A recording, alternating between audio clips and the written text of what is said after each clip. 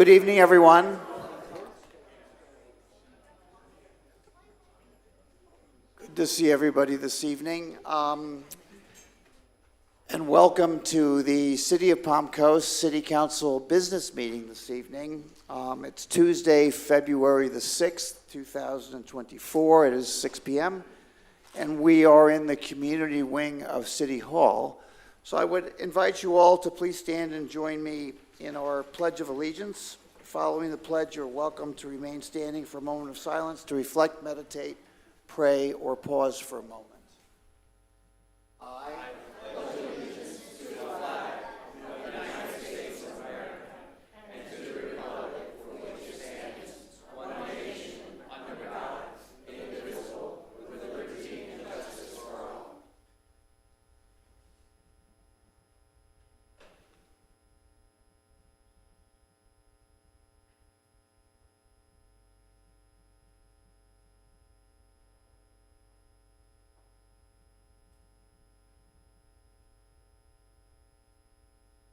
Thank you all. Please have a seat.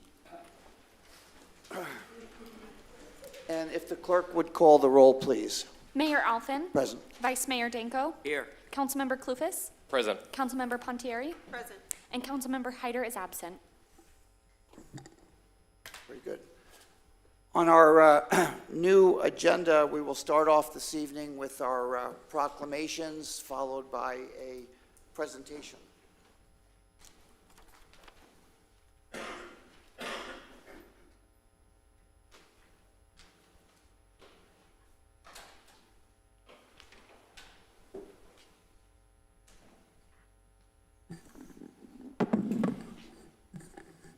Good to see you.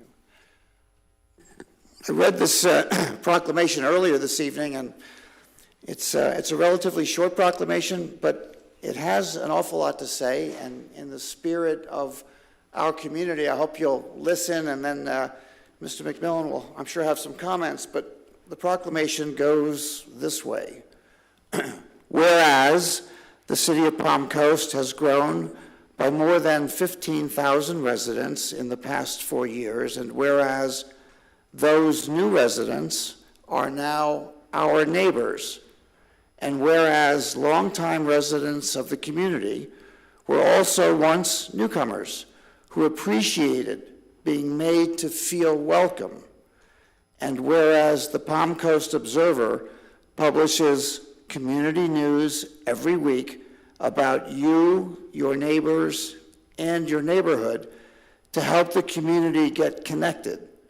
And whereas on Thursday, February the 15th, 2024, the Observer will publish its inaugural Welcome to the Neighborhood edition with useful information for any newcomer to the community, such as locations of parks and trails, how to contact elected officials, and how to reach fire and law enforcement services.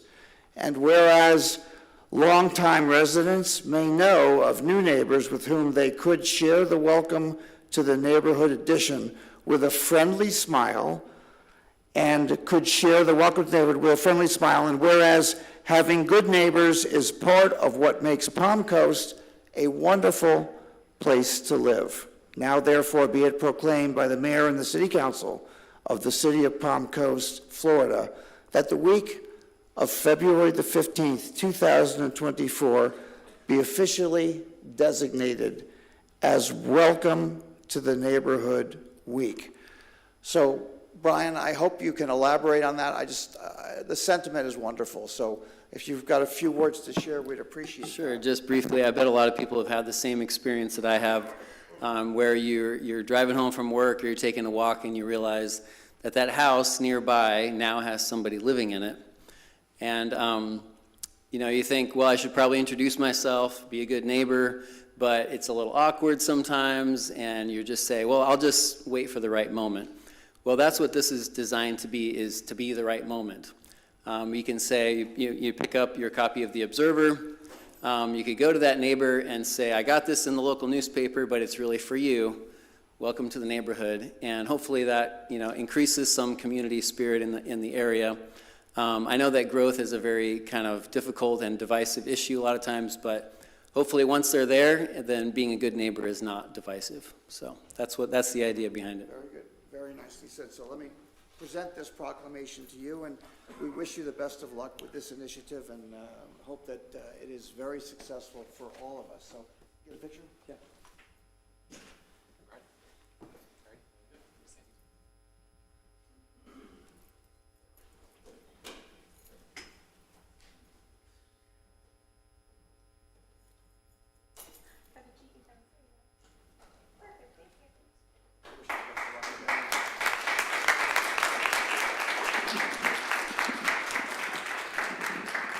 And next up, we have a presentation, so, ladies.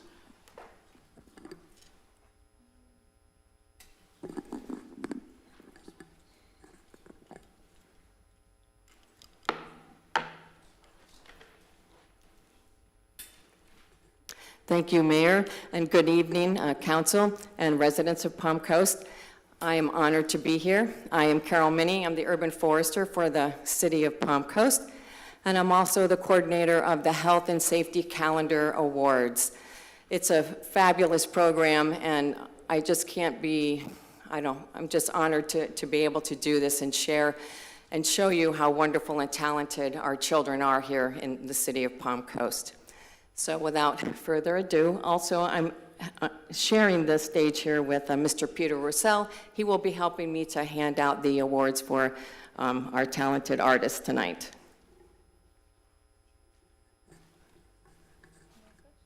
Yep. So just to give you a little bit of an overview of the contest, if you've not heard of it before, this is the 6th annual calendar that we have done. And it's open for children of city employees. We ask them to submit a drawing on health and safety-related topics.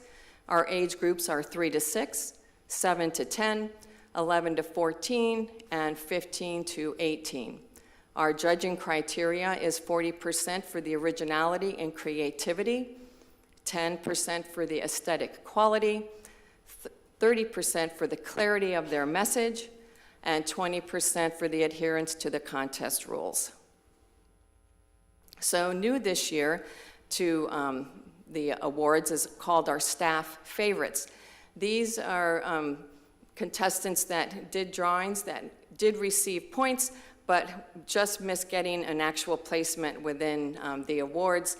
So staff decided to go ahead and recognize those artists.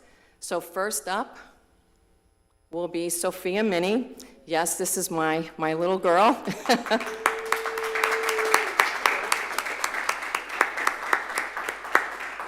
Come on up, Sophia. And Sophia says, being outside is good for your health, so get outside. Yeah,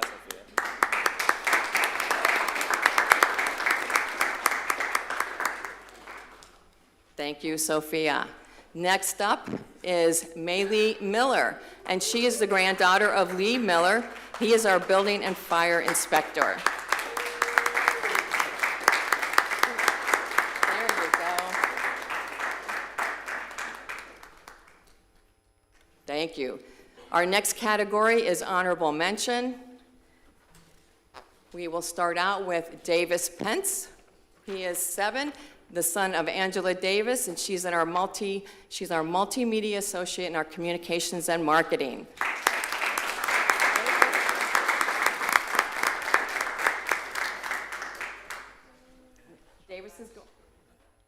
Davis is going to get a certificate first because Davis actually had several entries, so he's going to be back up a couple times. So Peter, you don't need to look for anything because I've got it right here in my hand. Okay. Right here you go, honey. There you go. Thank you. Next up is Ariella Corping. She is 7, and she is the granddaughter of Roger LaChance, and he is our fleet manager for Public Works.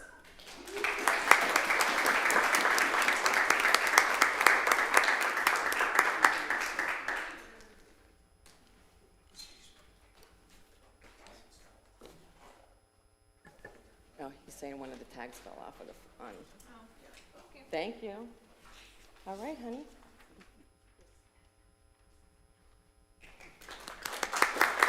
you. Next up is Giovanni Van Gordon. He is 7 and the son of Nicole DiMattina, and she is a staff assistant 2 in our community development. All right. Giovanni. Okay, Giovanni is not here, but I will make sure that he gets his award. Next up is Lila Felipe. She is 10, and she is the daughter of Liliana Felipe, and she is in our code enforcement. She's our code enforcement specialist number 2.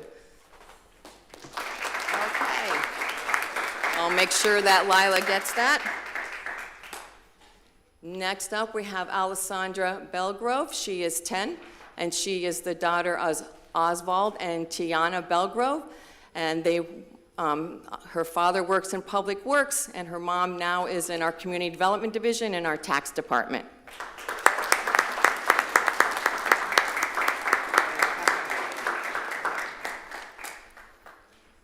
Next up, we have Leanna Burke. She is 9, and she is the daughter of Leanne Burke, who is our staff assistant 2 in Public Works.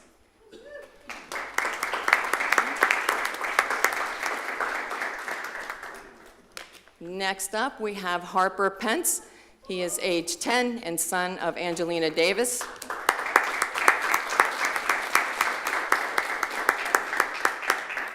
Thank you. Thank you, fabulous job. So now we're going to move into our age categories in the 3 to 6-year-old. And our winner is Aubrey Dornan. She is 6, and she's the granddaughter, Vaisha Agard, and our HR generalist in our Human Resource Department.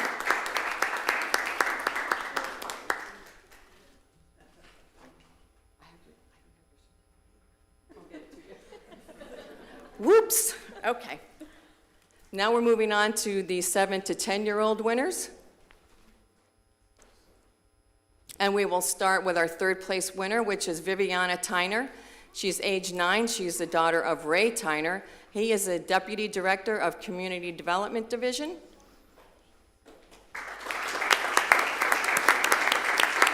I was hoping that her father, Ray Tyner, would come up and accept her award.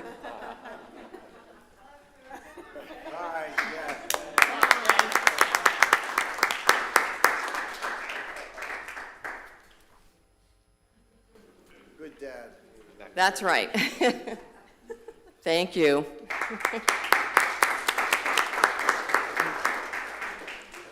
And back up is 2nd place winner is Harper Pence, age 10 and son of Angelina Davis.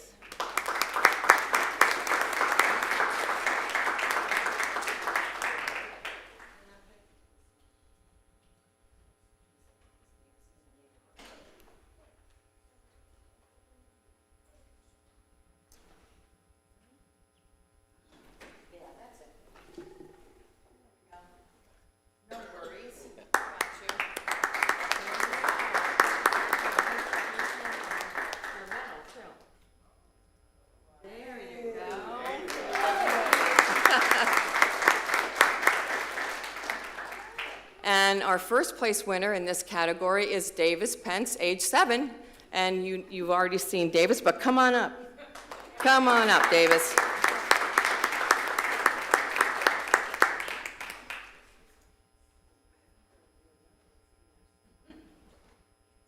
Oh, did it drop down? Okay. You want to look for your medal and you can put it on at your seat? Okay, no. Oh, you said yeah? Oh, okay, I'm sorry. Okay. Right? All right, so we'll move on to, no, I'm sorry, go back. Oh, wait, no, you're right. No, now I'm getting all out of whack here. All right, 11 to 14-year-old winners. Our 2nd place is Lila Neiman, and she is 13, and she is the daughter of Dan Neiman, our Utility Systems Operator 3.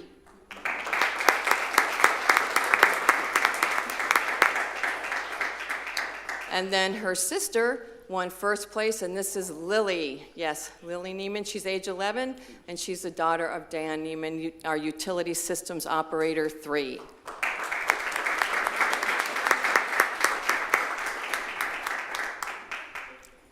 And now for our health and safety calendar cover winner, it is Davis Pence.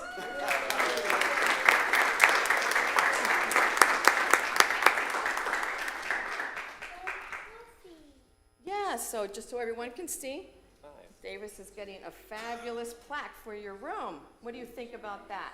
Love it. You love it? That's awesome.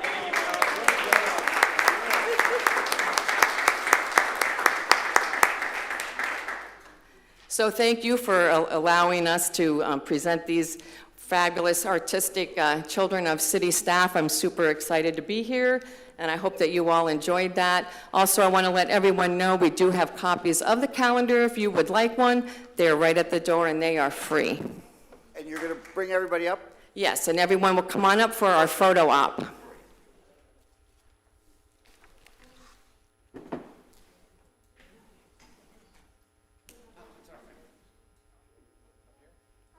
Hey, good job, guys. Fist bump. Good job. Good job.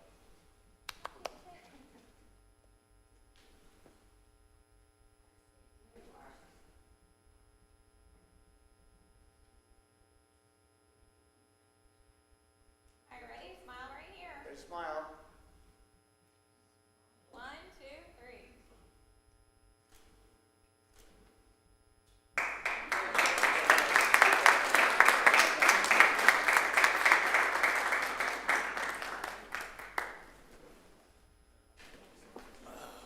Thank you, guys. Thank you, Pete.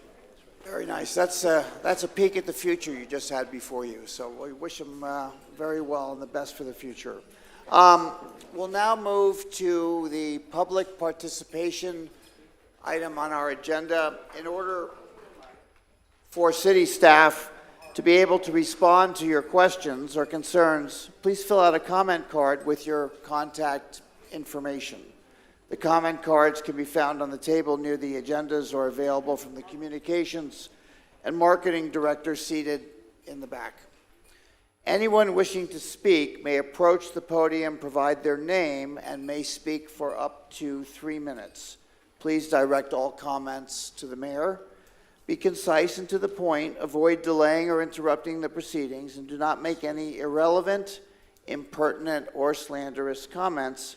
Any person who becomes disorderly may be barred from making any additional comments and may be removed.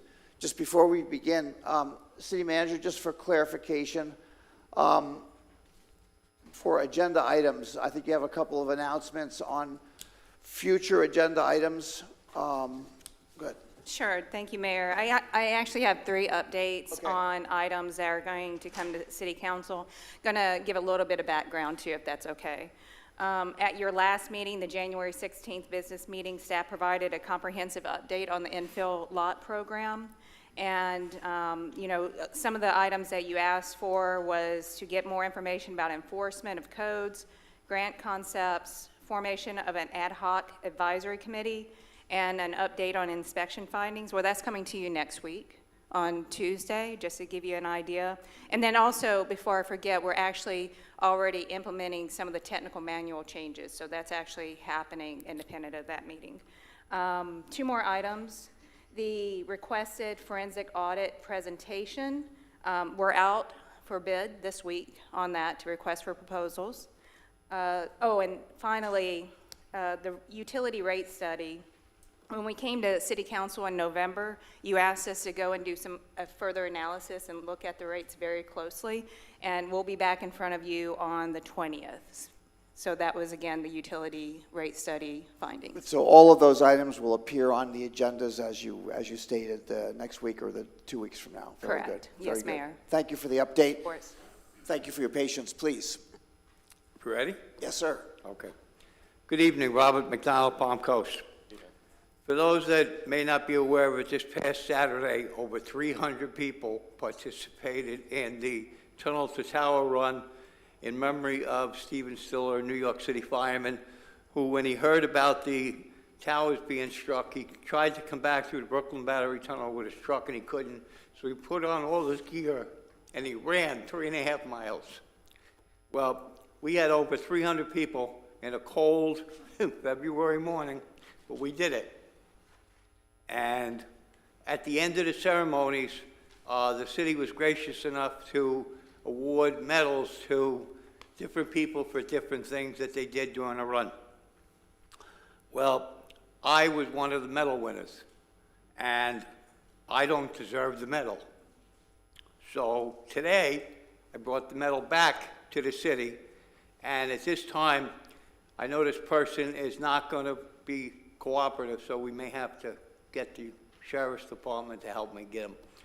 At this time, I'd like to personally invite Mayor David Alpin down to receive his medal from the city. And my good friend Brittany over here, she's going to pin it on just like she did on Saturday. So please, Mayor, don't embarrass me because I'm not done talking yet. I want to tell you a little story about this guy that a lot of people don't know. 3 years ago, we came up with this idea about doing the tunnel to the Tower Run. Okay, now we're going to do the medal. This is what he should have gotten the other day.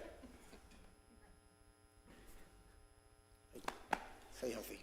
You too, pal. So, let me tell you a little story about this guy in the last minute and 13 seconds. 3 years ago, when we did this run, I put full gear on.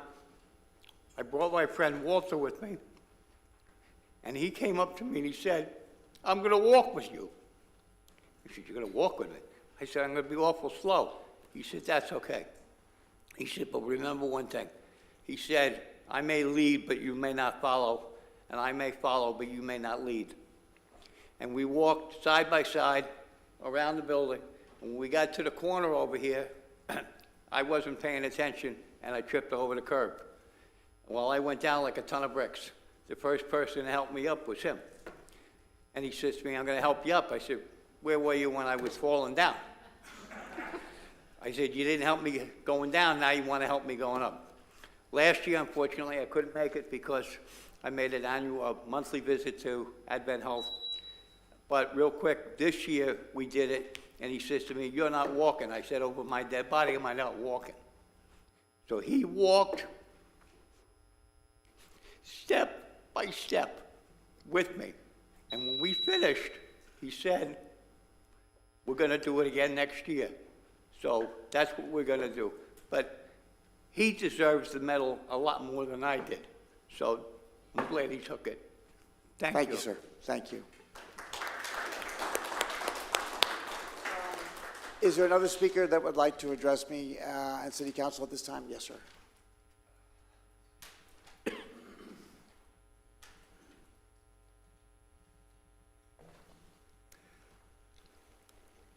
Good evening, Jeffrey Seib. The rapid rate of growth we are experiencing brings with it both good and bad. Our roads are badly in need of repairs.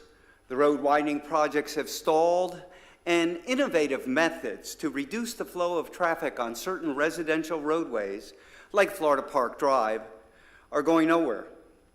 It should be an easy drive from one end of town to the other, not a packed, backed up, tension-filled exercise in patience.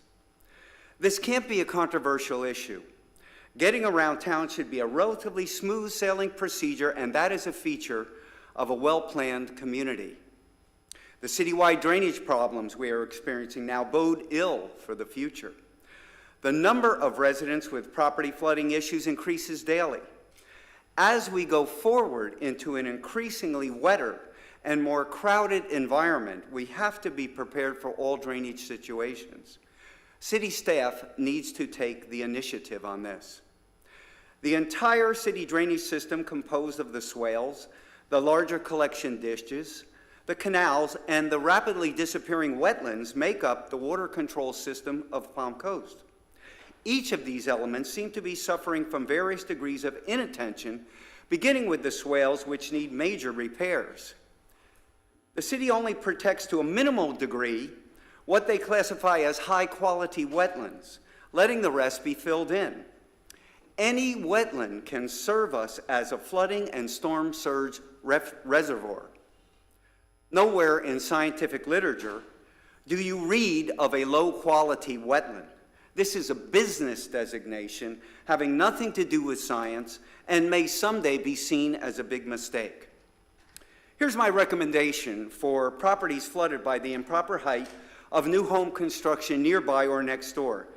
The city should immediately impose what I am calling a damage recovery fee on all home construction permits or impact charges, and place those funds into a separate city account for use only to repair the damaged home sites. The affected residents have had enough difficulties because of builders' mistakes and the city's oversight negligence. They should not have to suffer more by paying to repair the damage out of their own pockets. And our tax dollars spent by city staff already to get where we are today is enough out of our pockets. Those responsible should pick up the tab. So, we must get our house in order before we can consider an addition. Thank you. Thank you for your comments. Is there another speaker? Yes, sir.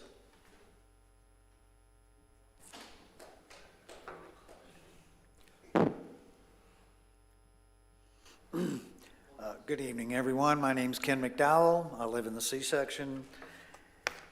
And I'd like to remind each of you up there and everybody that works in the city government about government ethics. Government ethics pertains to the processes, behavior, and policy of governments, as well as the public officials who serve in elected or appointed positions. The fundamental role of government and its officials is to serve the public interest with ethical awareness and ethical actions. Let's delve deeper into this concept, okay? Number one, public interest. When governments act in the public interest, they prioritize the well-being of their constituents. This involves making decisions, implementing policies that benefit the community as a whole, rather than serving private interest. Number two, avoiding conflicts of interest. This is a biggie. Public officials must refrain from using their positions for personal gain. Even the appearance of a conflict of interest should be avoided. Transparency and accountability are crucial in maintaining public trust. Covenant with the people, number three. Upon taking office, every public servant, whether elected or appointed, enters into a covenant with the people. This covenant entails a commitment to promote the public interest in all political processes and ensure fair policy adoption and service provision. Number four, ethics of process and policy. Government ethics encompasses two key aspects. Ethics of process focus on public officials, their methods, and the institutions in which they operate. And ethics of policy involves judgment about the policies and laws governments create. Number five, political ethics. Here we go. Beyond government officials, political ethics extends to political processes within a democracy. This includes ethics related to elections, campaigns, and voting. Candidates, campaigners, and voters all play a role in advancing the public interest.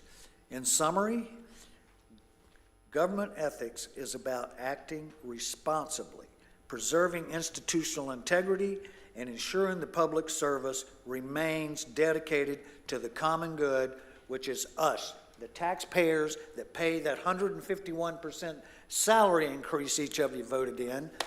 We need each of you to read what government ethics is about. Learn it, because I don't see much of it being practiced. Thank you. Thank you. Is there another speaker? Yes, sir.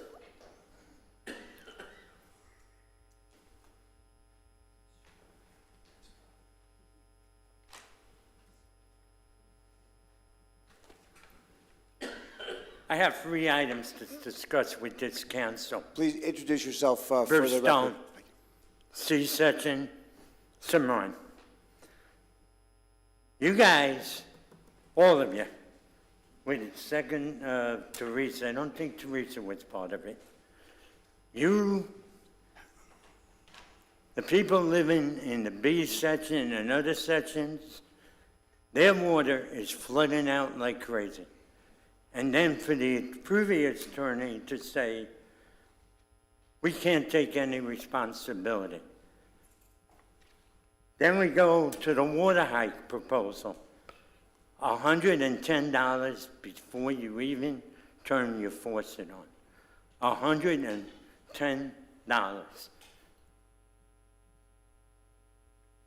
And finally, traffic. Traffic is worse than it ever was before. Ms. Stafford, you came in here 4 years, you made commitments. You didn't do anything for the people, but you sure did stuff for the builders. Nothing. Absolutely nothing. And I actually spoke to the state today, Mr. DeSantis' office. So don't be surprised if you get a call. You know, we want to get out of here, but I'm not buying at these rates. As soon as I get out of here, I'll be tickled pink. And that's about it. You are destroying this town step by step by step, constantly. And I suggest, Mayor, you read the comments on Flagger Live, because it was pretty bad. Thank you. Thank you for your comment. Are there any other members of the public that would like to address me at this time? Yes, sir. Either one.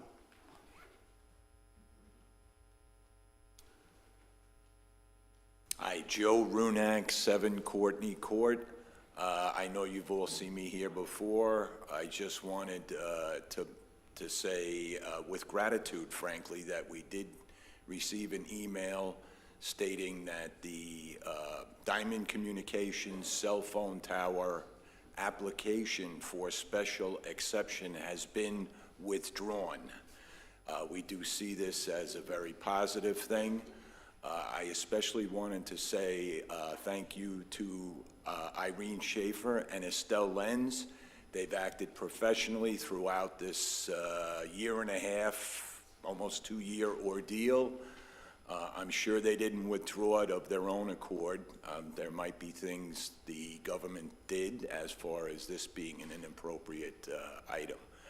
So I know I've come up and been a little forceful in my thoughts about it, and to see the application be withdrawn is very gratifying for the C-section residents who would have been affected by it.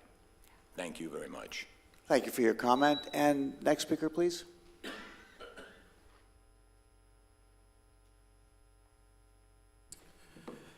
Good evening, City Council and City Manager Bevan. My name is Daniel Hackney. I represent Palm Coast Professional Firefighters. I'm addressing you today to bring attention to a critical matter regarding impasse we declared on December 12, 2023. Our initial request to conduct a pension workshop with the City Council was regrettably denied, leading with the declaration of impasse.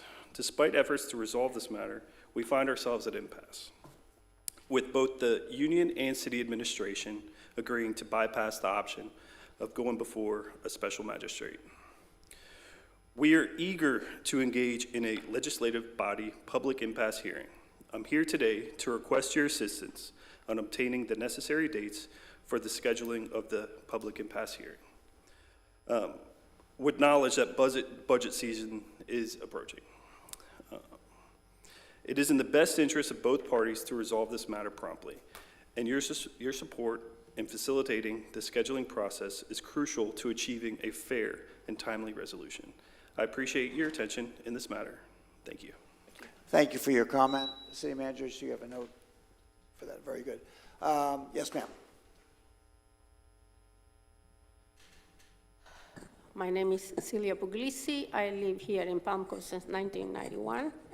And I am also here, first of all, with gratitude, especially to our councilwoman, Teresa Carly Pointieri, regarding the fact that that 5G cell tower, 150 feet to 300 feet, in Mr. Joe Ronak's case, and in our homes, 150 feet from our homes, has been deemed by withdrawal of their application by Diamond Towers. I hope this location is never considered so close to our homes. We have nothing against the towers, Mr. Flukas, especially our councilman, which has been really vital on this towers, locations and everything, or plans, the tower should not ever be 150 feet from homes, 300, 200 feet from homes. They should be proper distance, not to avoid any effect to anybody's health or the prices of their homes, and also the look of our neighborhoods around. So I really appreciate that, and that shows that when we come here and we speak to you, you hear us. I hope you will all hear us. Hear our neighbors that are having their homes flooded now, because that was a mistake, an error made. I was here with ITT, and ITT never built homes to drain in the adjacent lots, never. They all built the homes to drain on the front swells.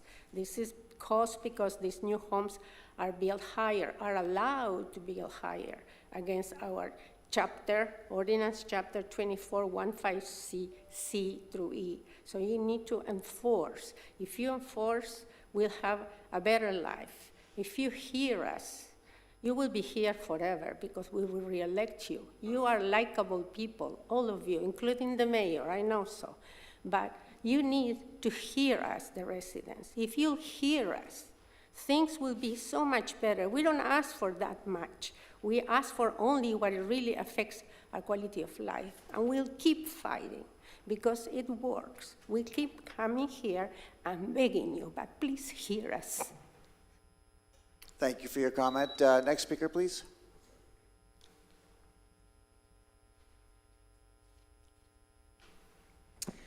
Good evening, Candace Stevens, P section.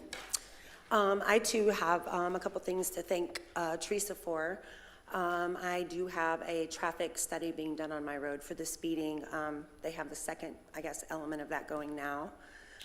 So I've noticed, some of my neighbors are here, that they did stop speeding the first couple days, but it's back up to it again. And I'm just telling you, you're wasting money putting up a 30-mile-an-hour speed limit sign because they're still going to speed through there.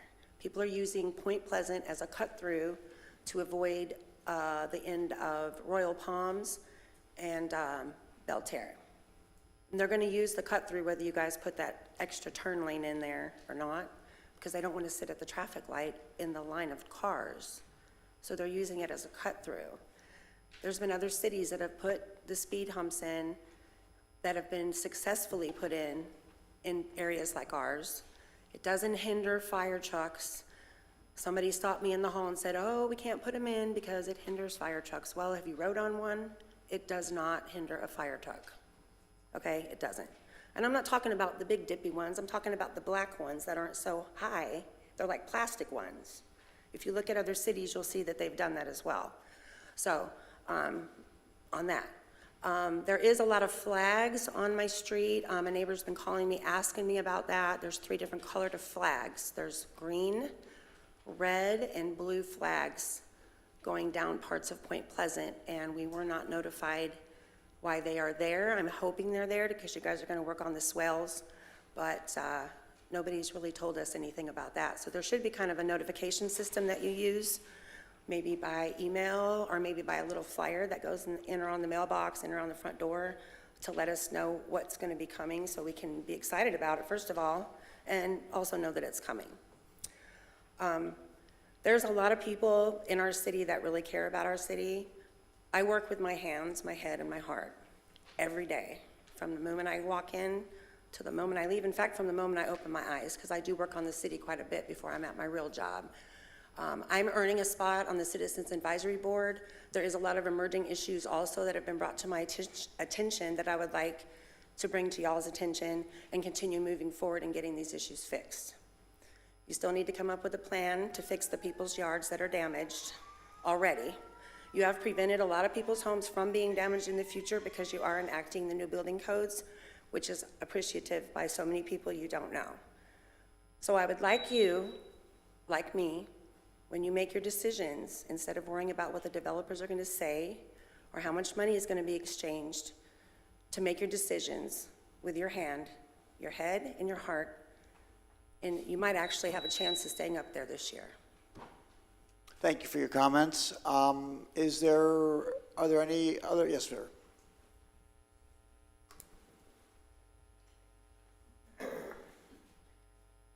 Good evening. Steve Verrier, Cimarron Drive.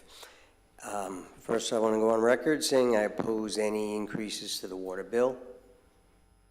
Already high. Single guy living alone, $120 a month plus. Kind of high. Although I don't have any issues with flooding new builds around my house, I feel for my fellow city members that are dealing with that. So attention needs to be put to that.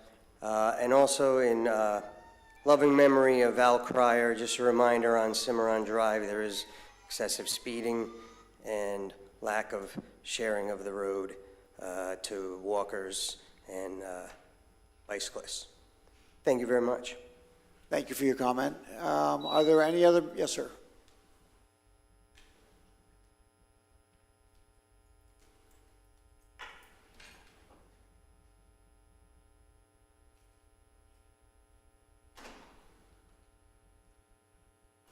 Nathan Phelps, Palm Coast.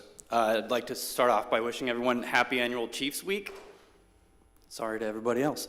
It's been a while. I was obviously here a lot last year to lend my talents towards getting chickens legalized. It's been an extremely long time, but I'm Bach. I know we got the chance to talk a lot last year about a possible program to try out having them legalized in the city, and there were a lot of reasons given to shut it down before we were ever able to discuss it. And a lot of those were really bad ideas, some I've disproven, but I think I would like to grill all of those ideas. I might have to ruffle some feathers, and I don't want to be a jerk or rub anyone the wrong way, but I'd like to talk about it a little bit. Some of the reasons were, one, just the fear of politicians to have bad headlines. Well, the bad headlines came anyways. So if we could revisit it without that being a problem, because the news is going to get a headline for clicks no matter what it is. Ms. Hyder, who's not here tonight, was concerned about special needs children, or how would this affect them, how could this benefit them? And as I said, I have a special needs daughter. She lives off of medical apparatus. She goes to therapy 3 times a week, and she was really excited about the idea. She's played with some of the chickens that are here illegally in town, and she was really excited for the idea to have them, and it changed her demeanor, and it would have been something that did benefit her. Special needs children are in their homes. They're not somewhere else. They don't live in their classrooms. So addressing what children need at their home is the best thing that you can do for any type of child, especially special needs. A big one that I think was really just being thrown out there to try to scare people away from the idea was that property values would go down because people would be combing city codes to find them and see that they're not in our list of banned animals, and then people just wouldn't move here. But property values are already dropping in town for much more serious systemic reasons. I think the reason I was thrown out was just to protect one single elitist lifestyle from people that will throw out lies to try to cause fear and control people.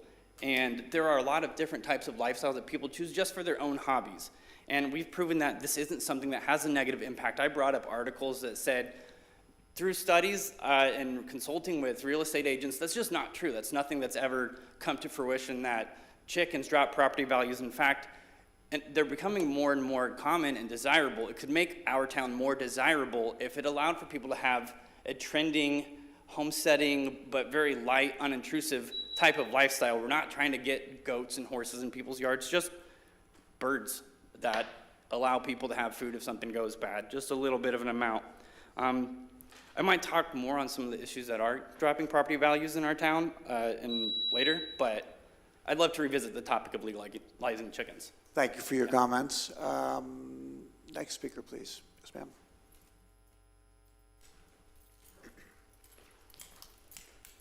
Rose Chumacero. I am a resident of Palm Coast for 42 years. I built my home 32 years ago. And, I've been coming to these meetings, and I keep hearing or reading that the swales, a percentage of the swales have been taken care of. Well, on my street for 32 years, they've never been touched. So I don't know where the money's going. I don't know what you guys are really doing. And to me, I believe that there's a lot of things that are being hidden here, being that I've been here for so long, even before y'all became a city.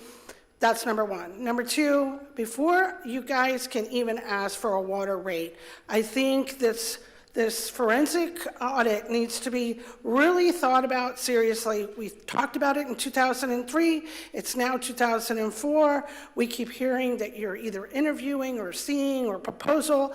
We know nothing about cost. And before you can ask any more money from us citizens here, we need to know what you're doing with our money.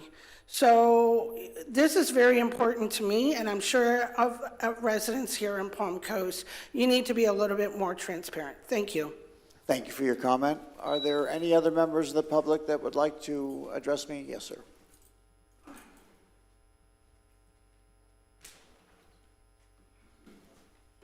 Good morning, or good evening. Jeremy Davis, P section.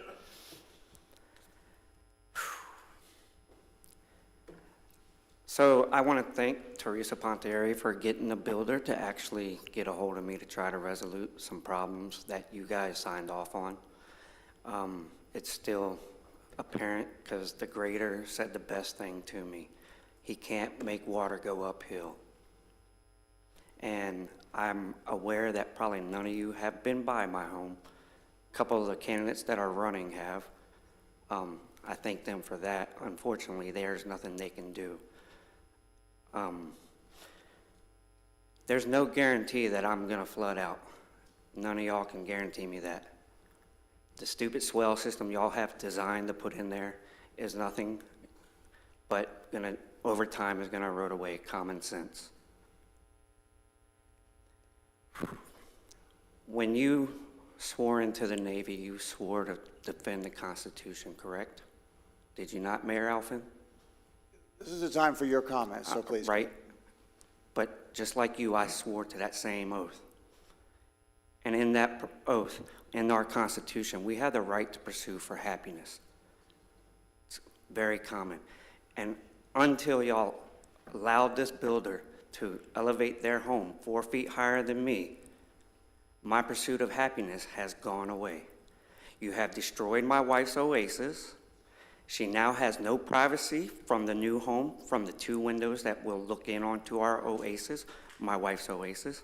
You have taken that away. She has taken that away because she has the final say in all of it.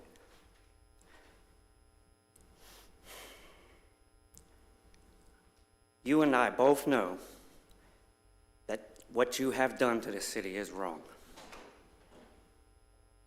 And I'm still doing my job like I told everyone here behind me. I will keep doing my due diligence and finding all the bad things that are going on here. I am not done. Thank you. Thank you for your comment. Yes, sir.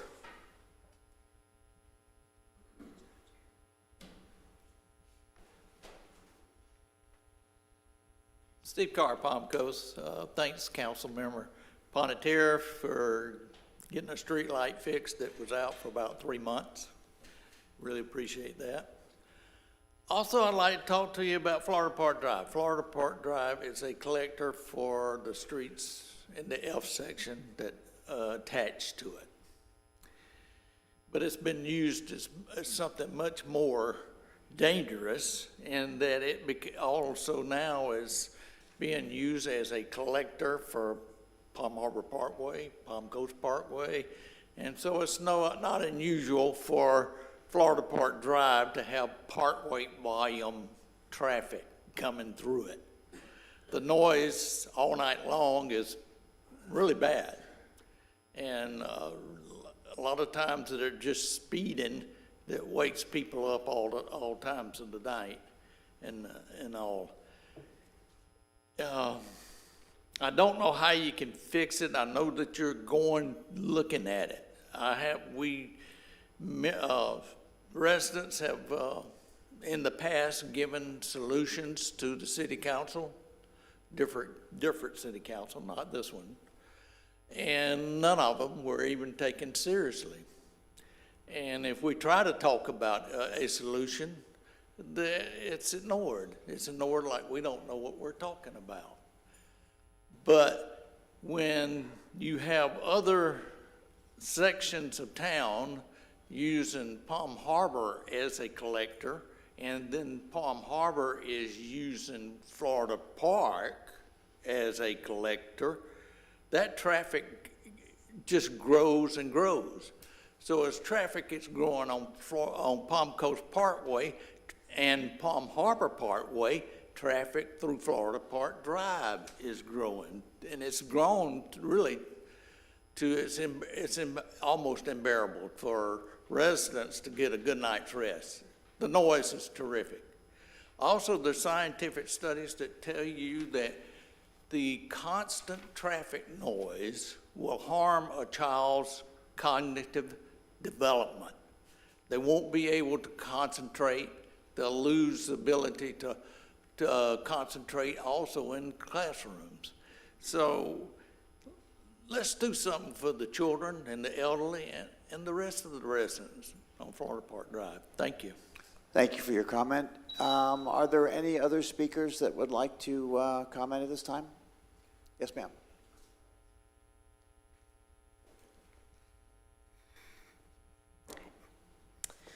Mara Worth, I'm from the B section. The current state of my property is truly concerning. We are not even close to the rainy season, but I'm already experiencing some ponding in my backyard. And because the silt fence has failed, soil has eroded into my property. Swales have been retaining water, which I did not have that issue before. And now, recently, I spend my afternoons picking up the trash that blow over to my property when we get decent winds. Isn't there a regulation that states that a dumpster has to be present while they are still doing work around a house that's being constructed? The commitment made by Stella Living representative to myself and my neighbor, Mr. Fink, never happened. Their words mean nothing. So when they tell homeowners that their homes won't get flooded, are we just supposed to trust them? They have continuously disregarded city building regulations, disrespected, impacted neighbors, and I guess their commitments mean nothing. As far as stormwater and engineering proposed a 22-inch maximum height, I still feel is too high, and I'm basing that on what I was told by that department that my home is only 27 inches higher. It is ridiculous to say that that is an acceptable height when it is clear to anyone that has eyes and has some common sense that it is way too high. I begged that department to stop pouring the slab before it was done because it was clearly too high. Ms. Stevens, who came out before the slab was poured, admitted to me that it was high. But since it was already permitted, that they can't do anything. That proposed maximum, I think, needs to be revisited. Everyone that resides in Palm Coast, whether you're a homeowner, a renter, a business owner, you are paying utilities to the city. That means you pay stormwater a fee every month for maintenance of the swells. In my years of living here, I have never seen them do anything. What about the other areas that I see all over Palm Coast where the swells overflow to the driveways and front yards? How come they are not maintained? I was told that they don't have enough staff. It's not in the budget to hire more people. Well, maybe it's time to take a closer look at that department. And maybe they can do some cost-cutting measures, like maybe hire more people and stop paying top dollar for people that are running that department that are ineffective. Thank you. Thank you for your comment. Is there anyone else in the public that would like to comment at this time?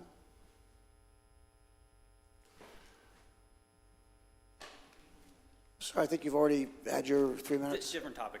I'm sorry? Different topic. Good. That is permitted, right? Good. Okay. Nathan Phelps again from Palm Coast. I've been paying attention to the issue with flooding as well. I don't have that. I do have swales that fill up in my yard and stay filled for days, but it doesn't get to my house. It does get to my neighbor's home. And I know one of the issues that people have is with houses being built higher, but I also see with the speed of growth in our town, we have a deforestation problem. Outside of my neighborhood, a forest disappeared overnight. I believe they're putting in, I think it was sold condos across from single-family homes.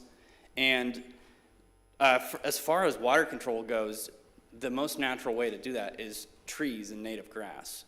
Sod is not made to absorb, because it's got very shallow roots, it's not made to absorb water at the rate that it falls here in town.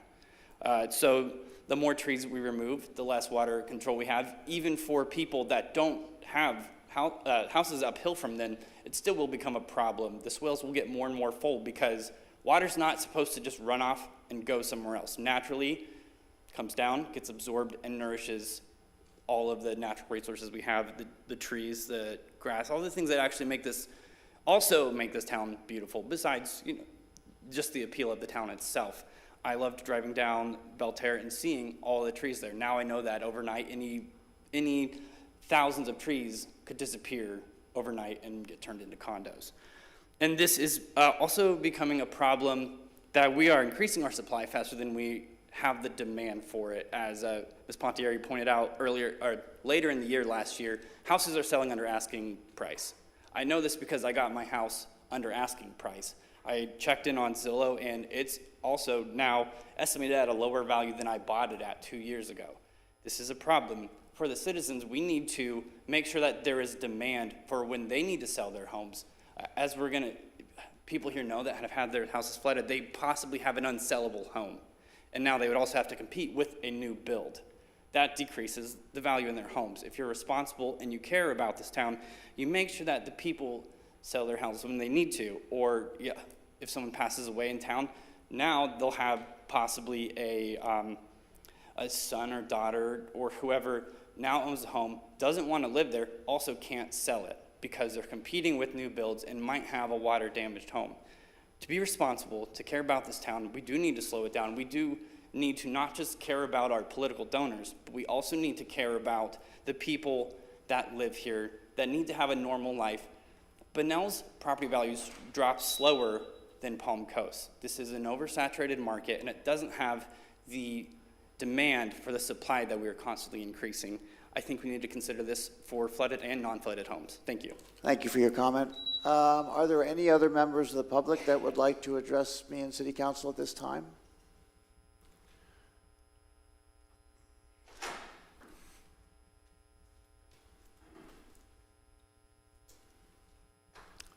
Good evening. My name is Marilyn Mack. I live in the F section. You know, some people say about Palm Coast in Florida, it's a paradise. I've lived here for 10 years, so a decade. I've been living in construction zone for the last 10 years, literally. And I still have 2 other properties around me that will have to be developed eventually. And my issues that I have from the lot being built higher than mine still have not been resolved in 20 months. No one from this city staff, as high as they are paid, ever follows up, ever, ever. So I ask that the actual people that are employed here, that our tax dollars pay your salaries, do your job. I come from 26 years background in procurement in federal, state, local, and quasi environments. I used to write procedures. So I'm very experienced, and I'm watching everything. I just want to let you all know that. I'm very disappointed in this city. I plan on staying here. I don't plan on selling my home. But one of my questions I want to address just in general, I'm going to address my issues with my property next time when I have the pictures for you all to see. But who is actually running this city? Literally. That's my question to you all tonight. And I bet you don't have an answer, or I might have an answer to it, because I got a pretty good idea. I've never seen anything like it in my 26 years of working for the government, ever. It's really pretty amazing.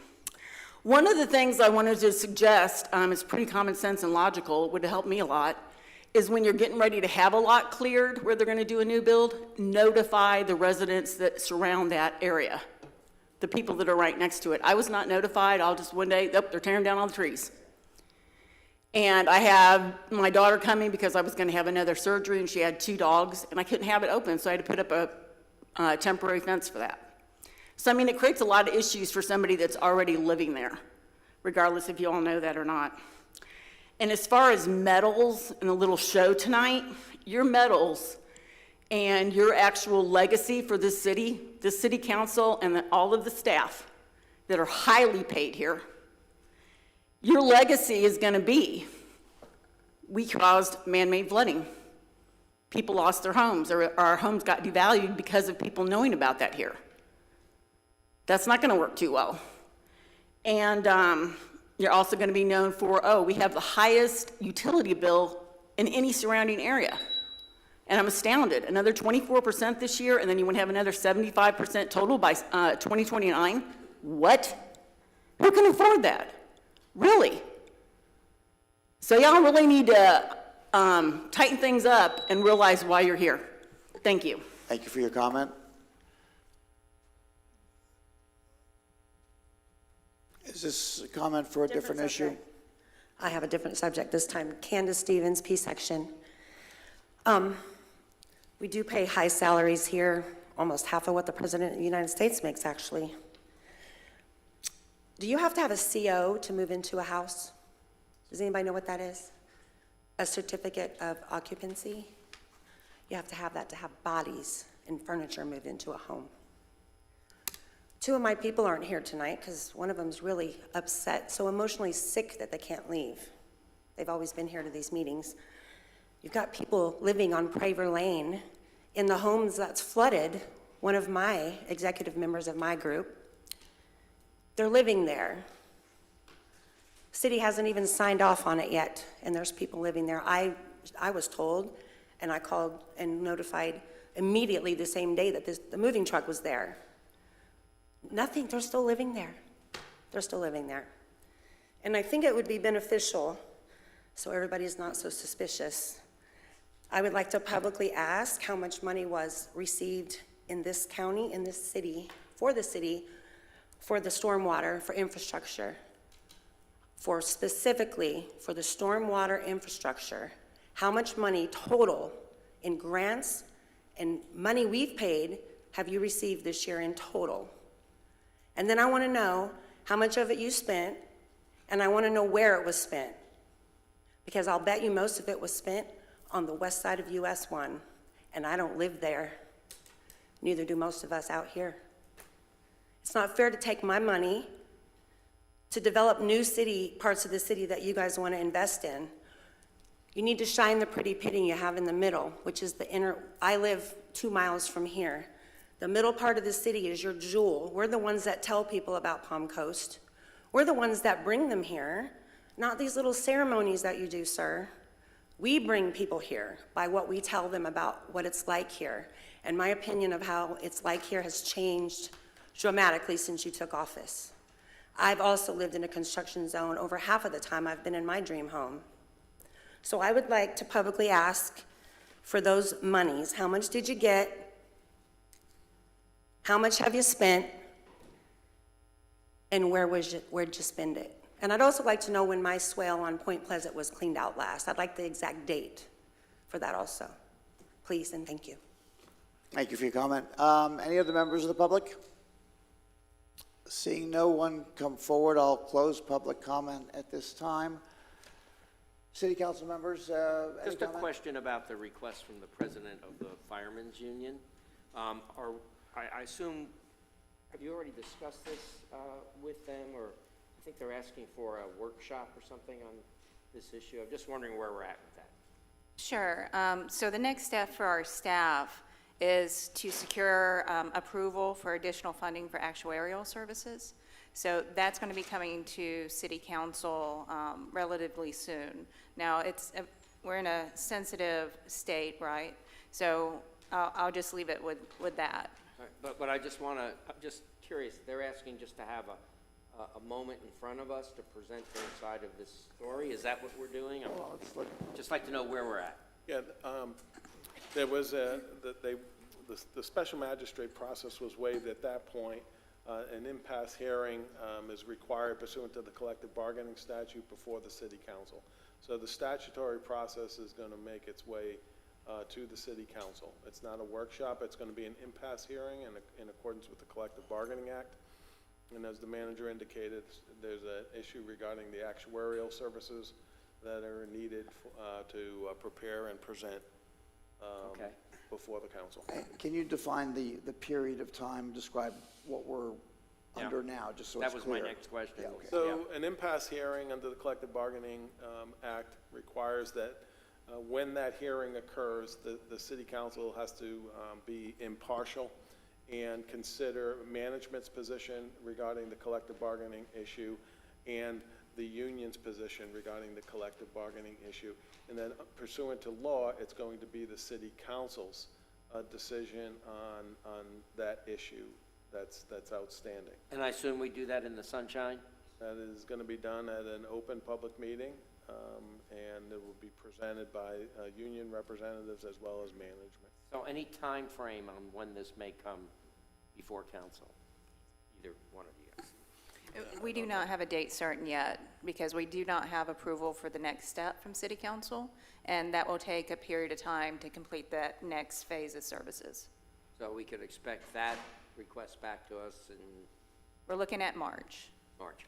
All right, thank you. And I'm sorry, Vice Mayor, the term that's used for the period that we're subject to right now, there's a legal term, just so it's clear? Yeah, there's insulation period. Right. Since there is an impasse, I can advise the council, and I have advised the council, that because you're going to be serving in this impartial manner at the impasse hearing, it would be inappropriate for the city council to have members to have communications with either union members or management regarding the substantive merits of the issues that are going to be presented at the impasse hearing. I just want to make sure everybody understands, so we don't err here in terms of, conversation or So that's on contact. either side, whether it's our side or their side, the attorneys that we have representing us, and the whole 9 yards, right? At this point, the council just sits back, waits for the impasse hearing, and then decides the matter that's going to be presented to you. All right, thank you. That doesn't put us behind any budgetary concerns as far as, temporarily concerned, like, we'll still be able to make our budgetary items known as, because I don't want to get this behind the ball on the budgetary process. We're not doing that by pushing this back, right? Okay, understood. I have another question on that. So, City Manager, when you say we're looking at further actuary services, is that above and beyond what we've already paid to our actuary? Yes.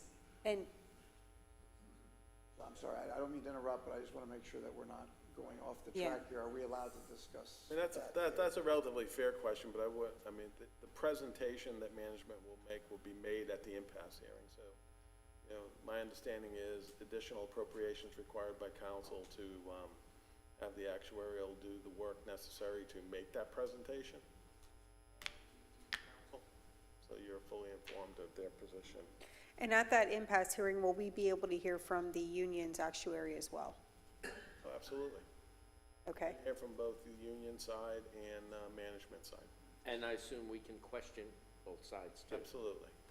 Does this process preclude the ability to have a supplemental workshop statutorily? At this stage, I would advise against that. At this stage, the impasse hearing needs to occur under the collective bargaining statute. And can I ask, what was the process of waiving the magistrate process? And speak to that. Okay.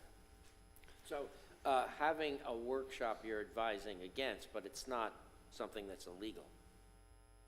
I would advise you against.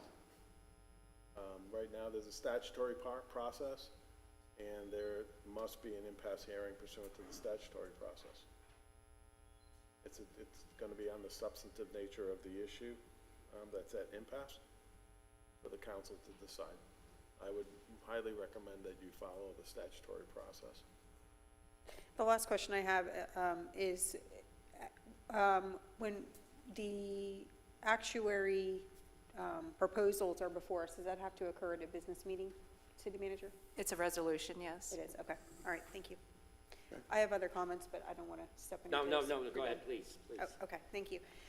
So I would ask, City Manager, can you please provide an update on what's going on? I don't know if it's paver lane or praver lane with regards to the certificate of occupancy issue?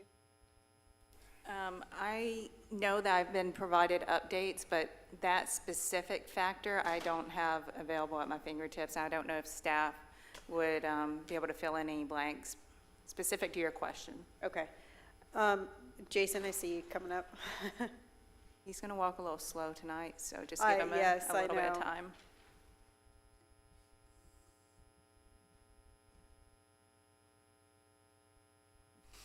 Good evening, Jason DiLorenzo, Chief of Staff. Ms. Pontieri, Councilwoman, I don't know, I know that Stormwater is working that side, and I don't see Lynn in the room, and I think she could probably answer your question better than I can. But what I do know of it is that this particular builder has left the community and has transferred some of their projects to another builder who is trying to resolve these. And the home has been completed since September, but they never completed the final stormwater inspection. And so possibly some other inspections, I'm not sure. And so they'd never completed the CO. Like I said, Ms. Stevens is working to get that done. I believe the work was supposed to be done Friday. I don't know how that worked out with weather. I haven't had an update to see if that's completed and if we issued the CO since then. But I will try to look it up in the system and see if there's been any action on it. Okay, thank you, I appreciate that. You're welcome. Just a few, I want to address a few comments to Joe Runak and Celia. I appreciate you all coming here. I know you show up a lot in advocacy for not having the cell tower on Clubhouse Drive. Staff worked really hard to look at other options for locations for cell towers. They continue to do that. Locations that are more amenable to not being around schools, hospitals, homes, things of that nature. So while I appreciate the gratitude, really it goes to efforts that I made with staff. So, and they continue to engage in that process. So I do want to thank staff for that. Also, with regards to the streetlights, I know there's been a lot of streetlights that have been, I've been emailed about. I just want to let everybody know that myself, City Manager, and Lauren Johnson are working closely with FPL to get those addressed as soon as possible. Mr. Carr, I know you mentioned a streetlight that finally got fixed. There's a lot of them that are in the queue, and just to let you guys know, staff is working. They're trying to stay on top of FP&L to get those addressed. And then the last one, Jeremy Davis, I know you have been working with Ms. Stevens. Ms. Stevens has been really working her tail off to try to address as many flooding issues as possible. You know, obviously there's still a lot of work to be done, but I do want to recognize her efforts. I don't even know how much time a day she spends out at properties, but I do know she does care about this issue, and she's working really hard on it. So I just want to give a shout out to her for her continued work in conjunction with the city manager as well. If there are further issues, again, I just want to do the same shout out I do almost every week, which is if you're not getting a response with the comment cards, I know we work hard to respond to citizens, but please email me, because I do talk with staff, and I want to thank staff for their responsiveness to mine and the citizens' concerns. I'm just looking for clarification on what exactly happened with the Diamond Communication Tower application being revoked. Or not revoked, but withdrawn, I'm sorry. Yeah, I think that's about the limit of what, I'm sorry, Mayor, apologize for jumping in. My understanding, I did see an email saying that was removed from the application process. Okay, was that driven by anything? I'm sorry, Councilmember, I couldn't speak to that. Maybe one of our staff knows a little bit more of the background on the withdrawal.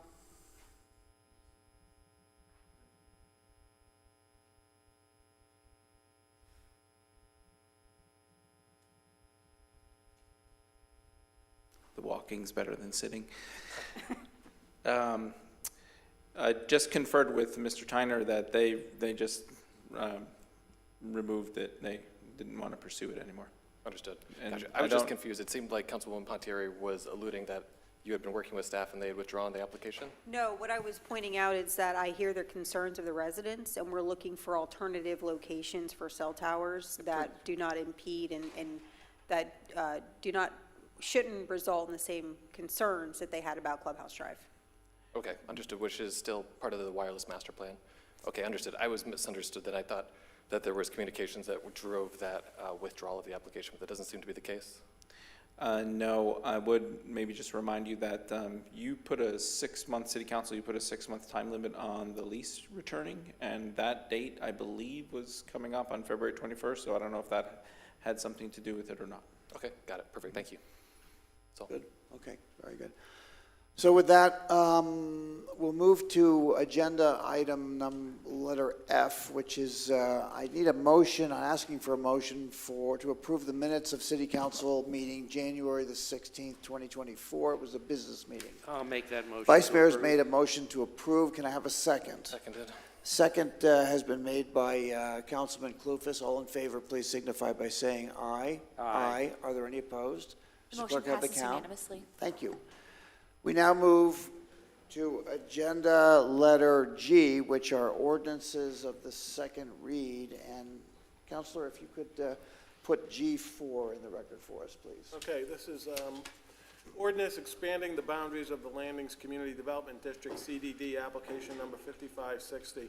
An ordinance of the City of Palm Coast, Florida, expanding the boundaries of the Landings Community Development District pursuant to Chapter 190 Florida statutes for a combined total of 560.86 acres, providing for functions and powers and Board of Supervisors, providing for administrative corrections, severability, conflicts, and an effective date.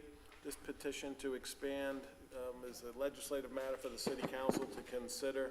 Again, it's expanding an existing CDD boundaries. Thank you, Counselor.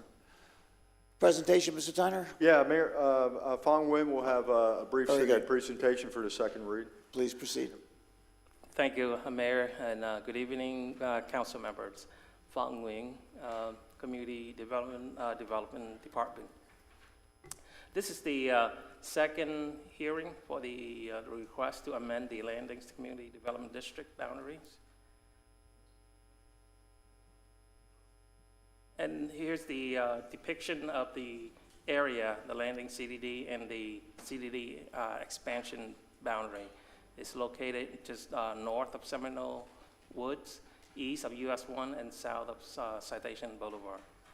So at the first hearing on December 5th, 2023, City Council requested an update to the petition.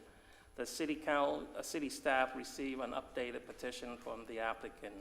At that time, City Council's concerns was relating to the projected number of units used to estimate infrastructure costs versus the entitlement residential number of units. So the revised petition reflected that change and provided the numbers to coincide with the number of entitlement. So here's the depiction of the number of units. The color in yellow is the existing CDD. It has 399 entitlement for the number of residential units. The purple and pink and blue together is 514. So in total, the number is 913 entitled residential units. And that number has been reflected in the revised petition to estimate projected infrastructure costs. So based on Chapter 190 of the Florida statute, provides 6 factors for your consideration to approve the expansion.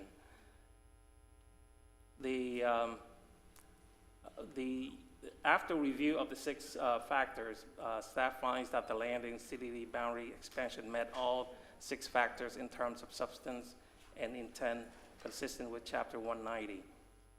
The last time was the only one that you have consideration was the number 1, which is basically that the findings that all of the petition is true and correct. And your only concern the last time was basically the number of units. So that has been reflected. No other adjustment had been made to the revised petition. And we provided legal advertisement per statutory requirement.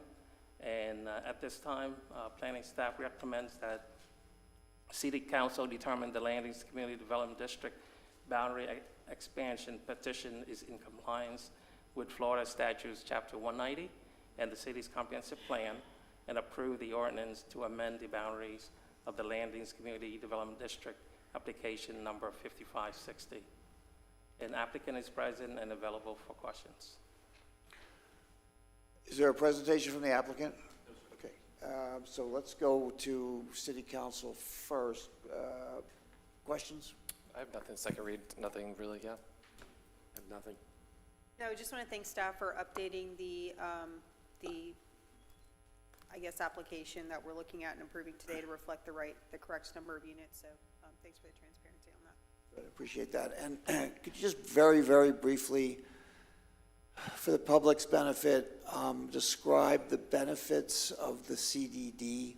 I know we've been there before, but just refresh it. Yeah, the benefits of the CDD is that the applicant will fund the infrastructure necessary in order to develop the project. And we have no obligation, the city has no obligation as part of it at all. So basically the mechanism for the CDD is to finance in order to bond the infrastructure costs at the applicant's basically required to do that. So, and it also, look at globally, is that the city doesn't have to basically use of funding in order to support this project. So that's the benefits of a CDD. Thank you, Vaughn. If there are no other questions from City Council members, I will open up this item to the public. Are there any members of the public that would like to comment on this item? Yes, ma'am.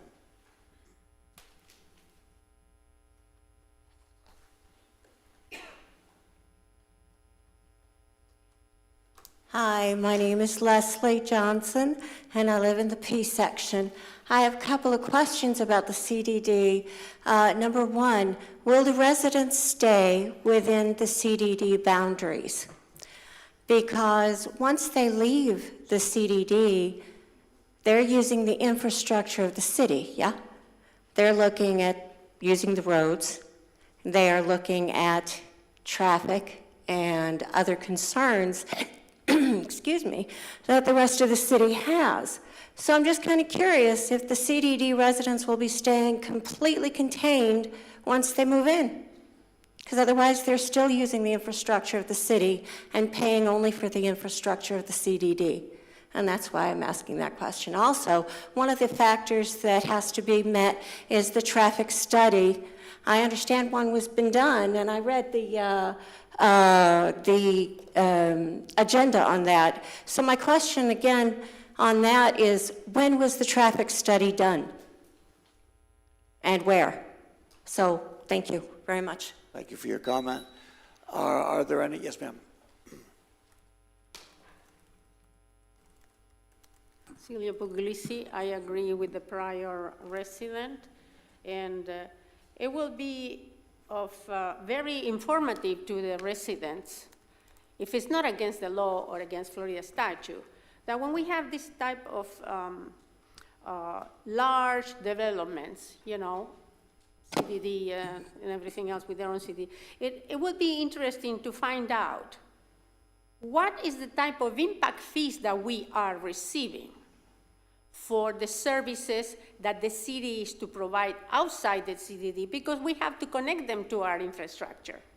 So what is the type of impact fees that we are getting? Because right now, we're gonna be heading pretty soon for an increase in our water, sewer, stormwater, right? And a good part of this increase is because we are having to pay for growth, not only growth, because the system is old and it needs to be improved, correct, but also it's because of growth. And it was said very clearly on the meeting by Mr. Flanagan that part of this increase that we're getting is we are paying for growth. And this is not the way it's supposed to be. So at this point, I would say it will be, if it's legal, as per Mr. Garganes, our lawyer knowledge, if it's legal that in these meetings when we have this type of approvals, right, if we are being informed about how much in impact fees is this project paying to us, parks, traffic, services, infrastructure, and how much is what we are going to be spending on that. Because it has to have a limit on this, because we are the stakeholders too. Not only the builders, the Home Builders Association, not only the 129 members regional chamber of commerce, no the insurance companies. The biggest stakeholders of this city is all of us, the residents that pay, bought here our houses, and we made PAMCOs starting with ITT.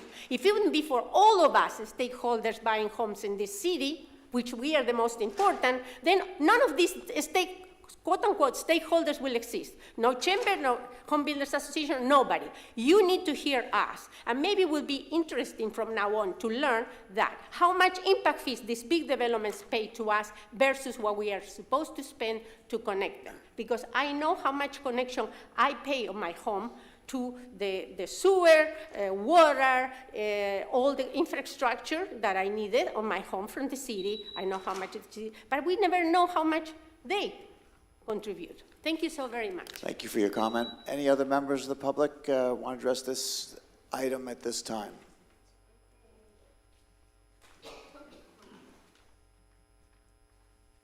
Jeremy Davis, P section. Conflict of interest. You voted on this. Douglas contributed to your campaign. I find that very odd. Again, conflict of interest. Just like Ken told you about ethics, you have none. This is becoming ridiculous. I sit here and watch these meetings. It's ridiculous what y'all are doing to this city. You're overcrowding it, and you know you're doing it. I care about my city. I care about everything I do. And when I do it at 110%. That's why on Sundays I drive around the city looking at the city's list of the flooded homes, because I actually care. Can I do anything? Not really, but I can definitely give out and give a damn hand. These people are hurting, and all you want to do is cram more crap up our butts. It's ridiculous.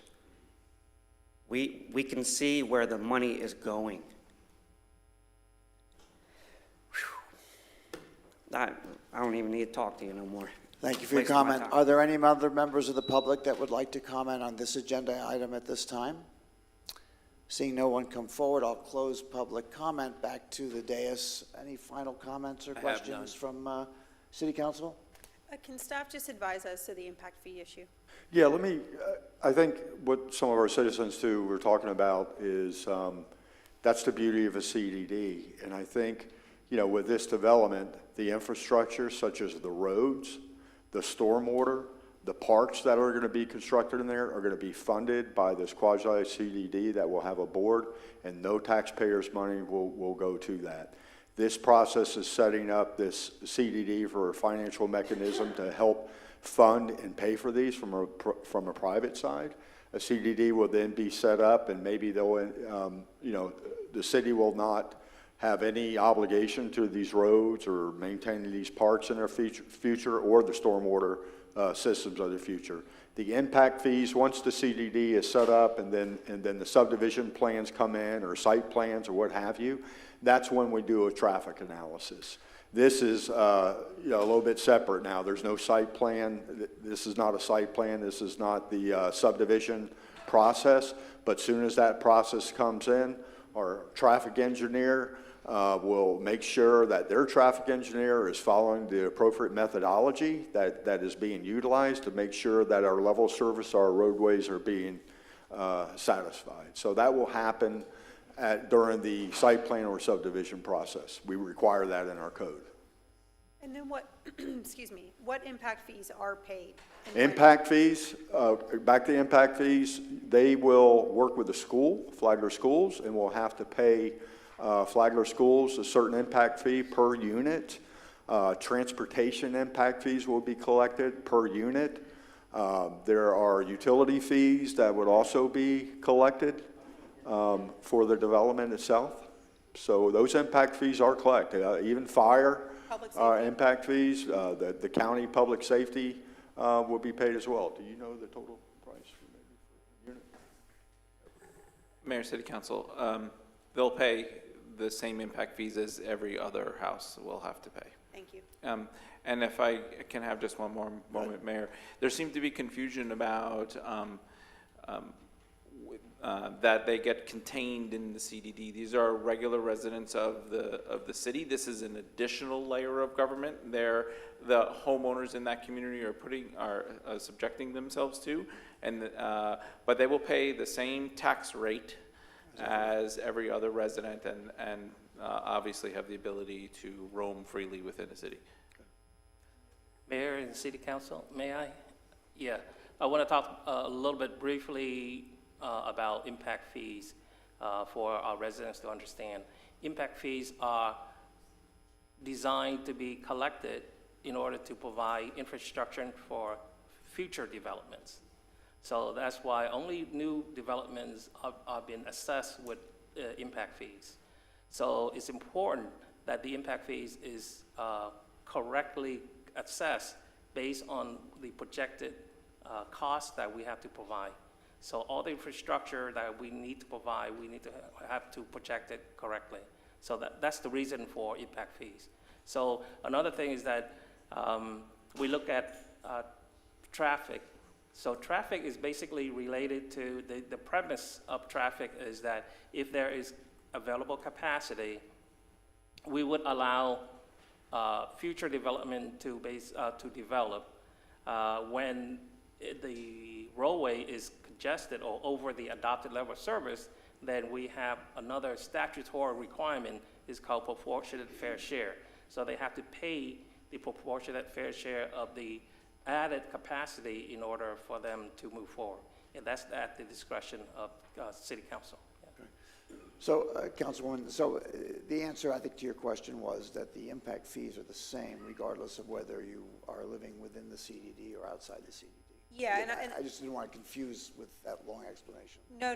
I actually, Fong, I appreciate the explanation with regards to the traffic and the level of service because we know we're feeling the impacts of growth.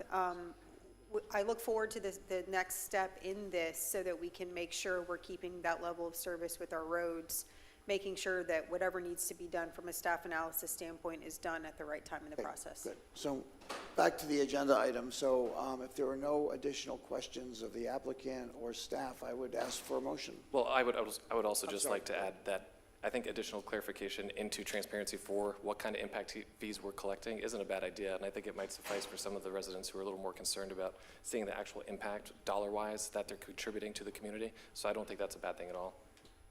But without that, I would make a motion. I would move for approval. So Councilman Clufus has made a motion to approve the request. As read. Is there a And I'll second it. And Vice Mayor Danko has seconded. Is there any additional discussion by City Council?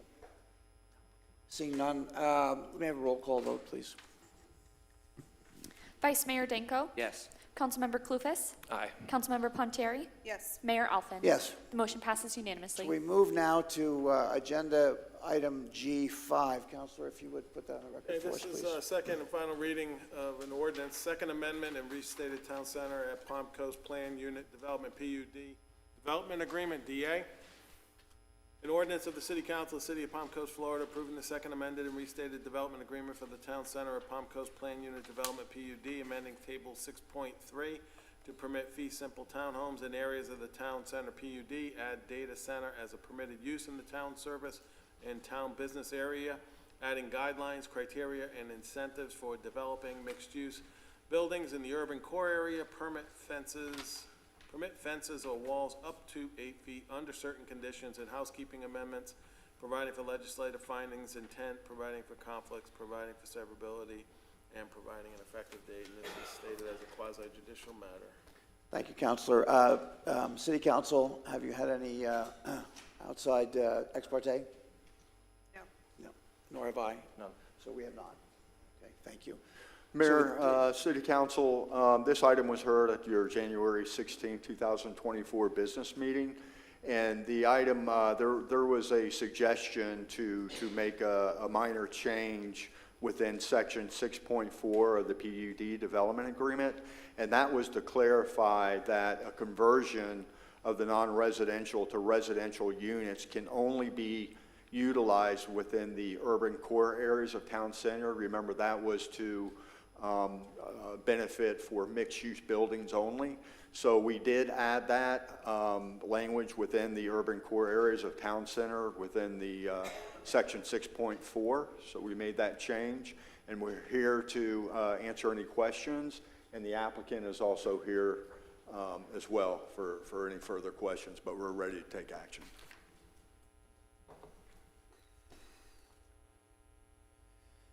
Thank you, Michael Schmenta for the applicant. As we all know, that this project was approved in 2004, and this is just an amendment to it after 20 years in existence to meet the present needs. We did a presentation last time. It was some time ago.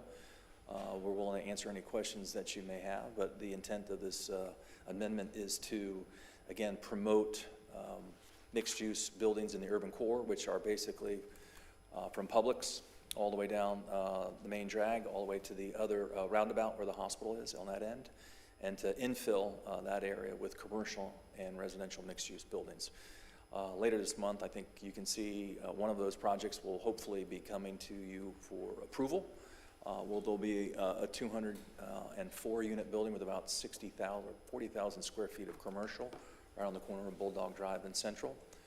And then there's a few others that are hopefully coming out of the ground. And that commercial corridor, we are hopeful, is coming to fruition because of the residential component that has sprung up over the last 4 or 5 years around the periphery. So the town center vision, hopefully, will get here sooner than later. It's been 20 years, so we're here to answer any questions you may have about this amendment or the intent. Questions for the applicant? No, I think this is a tremendous addition as far as, quality of business that we can add here. The one thing I would note is that data centers don't necessarily employ a ton of people, but they do consume a lot of electricity. And, we talked about FPL franchise fees and things like that, and I'm certainly not advocating for one, but this would have been a prime example along with the hospital that would have added greatly to our tax base. But otherwise, this is still a tremendous addition to our community, and I look forward to it further developing the town center idea. Councilwoman? Okay. Questions for the applicant? No questions. I want to thank staff and the applicant for kind of bringing this, I think the original intent for Town Center kind of back to life. Hopefully we keep that intent and do a true mixed-use project. I think that this, I thank you for making the change to clarify that the conversions can only occur on certain parcels in the urban core. The only thing I did want to clarify, in order for that to happen, if you could, those conversions, those still have to come back before city council, right? That can't just be done arbitrarily? Well, the ones within the mixed-use area, if they're going to be mixed-use buildings, they can go administratively. But any other conversions, like from commercial to residential, that's going to be used for other areas, there's no more conversions. They would have to come back to city council. Okay, and the mixed use is still bound to the 25% versus 75% in these buildings in this urban core, correct? Yes. Okay. Yes. Thank you. Bless you. Vice Mayor, anything? Nothing. So if there are no other questions, then I would open this item up for the public. Are there any members of the public that would like to comment on this agenda item at this time?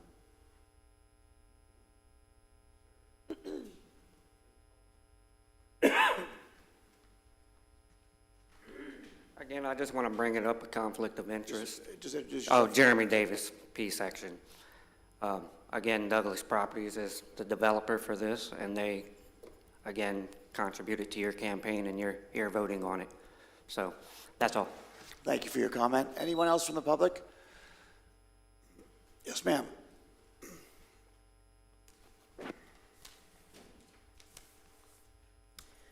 Candace Stevens again, P section.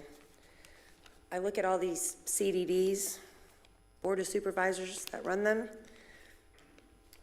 Douglas's name is on every one. Does he own the whole town? It's your business partner, contributes to you. And you say that you make these decisions and these votes that you're taking on with hand, head, and heart in mind. No, you don't. You guys are cramming more people in here. Do you guys frequent the gas stations that we do? The grocery stores that we do? Do you have kids on the school buses that have to do 3 runs to get the kids home? Do you think about any of that when you do this? We do need to develop, sir. We do, but you guys are doing it too quickly. Too quickly. We don't have enough schools. We're just now getting another hospital. Have you tried getting into the doctor lately?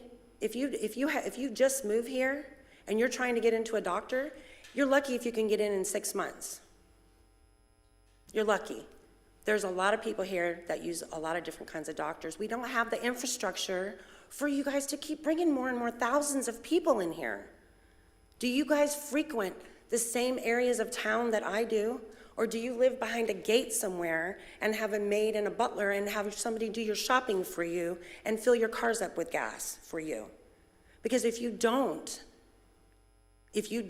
then you do frequent the same parts of town and the same things and see the same things that I see. You can't even run into the Kangaroo gas station, any gas station, and run in, grab a pack of cigarettes and leave. You can't run in and grab a Coke and leave. There's 4, 5, 6 people in line. There's too many people here. There's too many people here right now. If you don't agree with that, if you don't see that, then I don't know where the hell you're living, because it ain't Palm Coast. It's not here. Thank you for your comment. Anyone else from the public want to make a comment at this time? Yes, sir.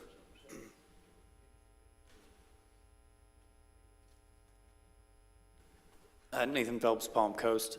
I have similar concerns as other citizens where, as I've said earlier, I think that we are increasing more residential supply than demand, and it creates a conflict with residents that are losing the value in their properties for reasons I stated earlier, and partially just it's supply and demand, an oversaturated market. I'm excited to hear that anything could be happening in town center because it's like an empty field with apartment neighborhoods going around and a random movie theater. If you have a movie theater, you should put shopping, especially with the great sidewalks we have. It makes the town more valuable. It makes it a nicer place to be, that there's something to do, and it's not just go to the movie, drive back home, but you can do something with your evening. So I like the idea. I'm excited that that could be happening, but I also don't like the trend with this town that everything gets rezoned. Everything turns into residential over and over, and then it doesn't even matter what that residential is, because it could be condos or apartments outside of single-family homes. So when I hear amendment, I hear that we could be changing the agreement, and it could more and more just turn into apartment complexes in what should be a valuable, important, central part of the town. And so that's where my concern comes up, is that one amendment turns into another, to where it's not valuable to the city anymore, or the citizens. It's only valuable to developers and people that want to sell a unit and then not take responsibility for it, which is what happens with any home. Someone builds it, someone sells it, and then they don't care anymore. And I'm concerned that that could be what happens here in town center as well. Thank you. Thank you for your comment.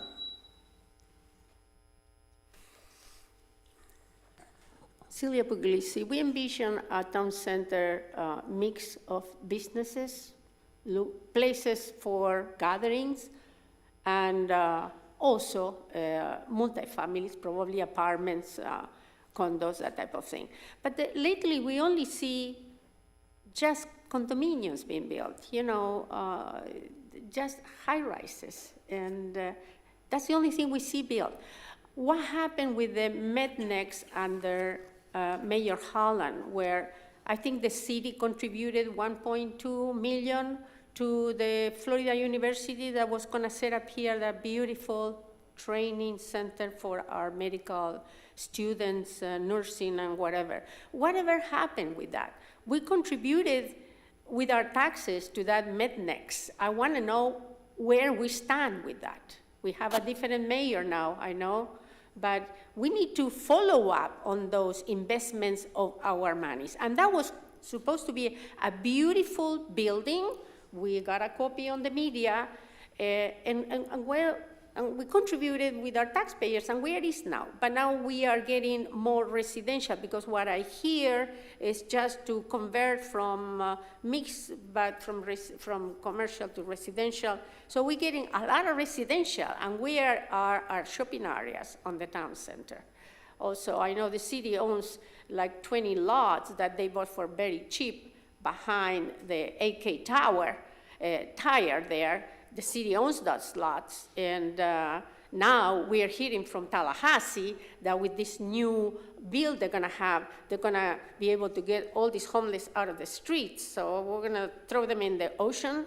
I call the homeless coalition, whatever, and they told me, hey, you have all these homeless in Flagler County, but we don't have, no, like in Volusia, they don't have a place where they can go. The sheriff says, Ms. Puglisi, we pick up a homeless because they have to take them somewhere. We cannot do it because we don't have where to take them in Flagler County. This is another issue, and the city owns those lots, and they are not far from town center. So let's address these issues that we have and explain to us why is growing town center. I agree with these condos in town centers, but that's the only thing with Mr. Douglas that we see is multifamily. Where are our other efficiencies to be built? Okay, and we see that. Thank you so very much. Yes, ma'am. Rose Chumacero, Mayor Alphen. I'm concerned with all the developing.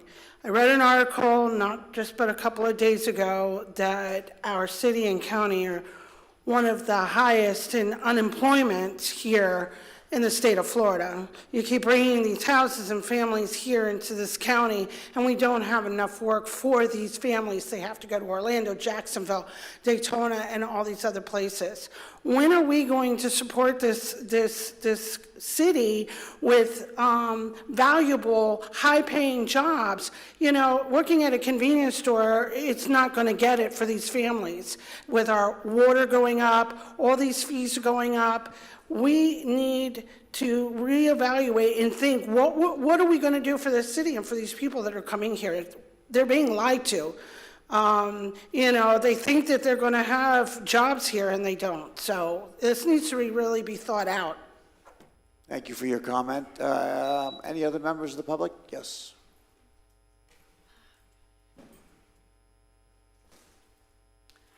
I agree with the Marilyn from the F section. I agree with the gentleman before, but I just wanted to add, y'all run town center because it's Section 8 low-income apartments that are mainly in there, which, like, I don't even understand that. I can't comprehend who would do that to a town center. Makes absolutely no sense to me. So there again, you know, when it doesn't make sense, and it means it's corruption. Simple. So I hope y'all feel safe because your actual public buildings are here in town center. So I hope nobody gets mugged. Because did you know that they actually have a police officer down there 24 hours a day now because of all the crime? So, another way that the city's being run. Next speaker, please.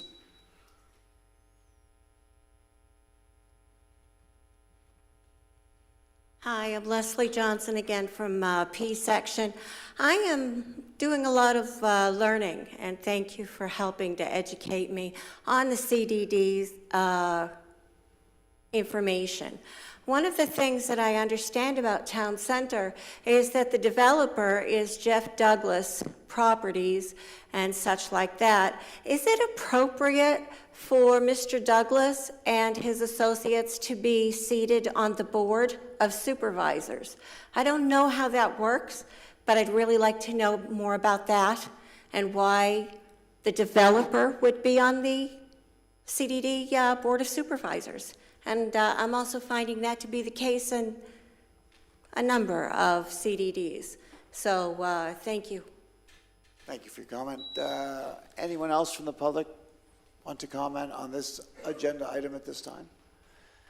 Seeing no one come forward, I'll close public comment and come back to the dais. Any questions, comments, additional No, discussion? I have none. I have comments. Councilwoman? I just want to give staff an opportunity to respond to some of the concerns, because you guys know I sat down with you and had a lot of the same concerns with regards to the possibility of converting too much commercial over to residential. So I know that we took a lot of steps in order to make sure that that was limited. If you could speak just briefly to that, but also to what it is that we've actually done here, because with, obviously, Town Center's been sitting, right? We haven't seen much happen.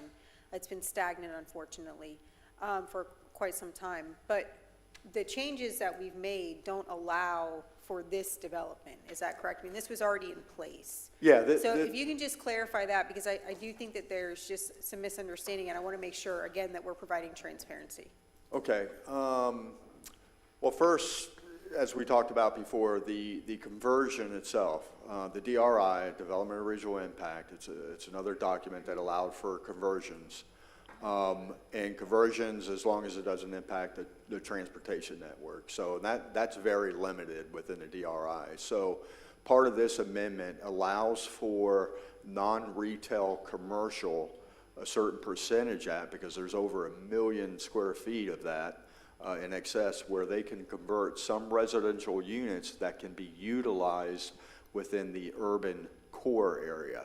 And that's just the dark purple? Yeah, that's just a dark purple. And so that was a way to try to incentivize to have not just residential, but we wanted, to incentivize some mixed-use buildings where you have, residential on top with retail, a few restaurants, and retail on the bottom. Like you said, that's 25% mix.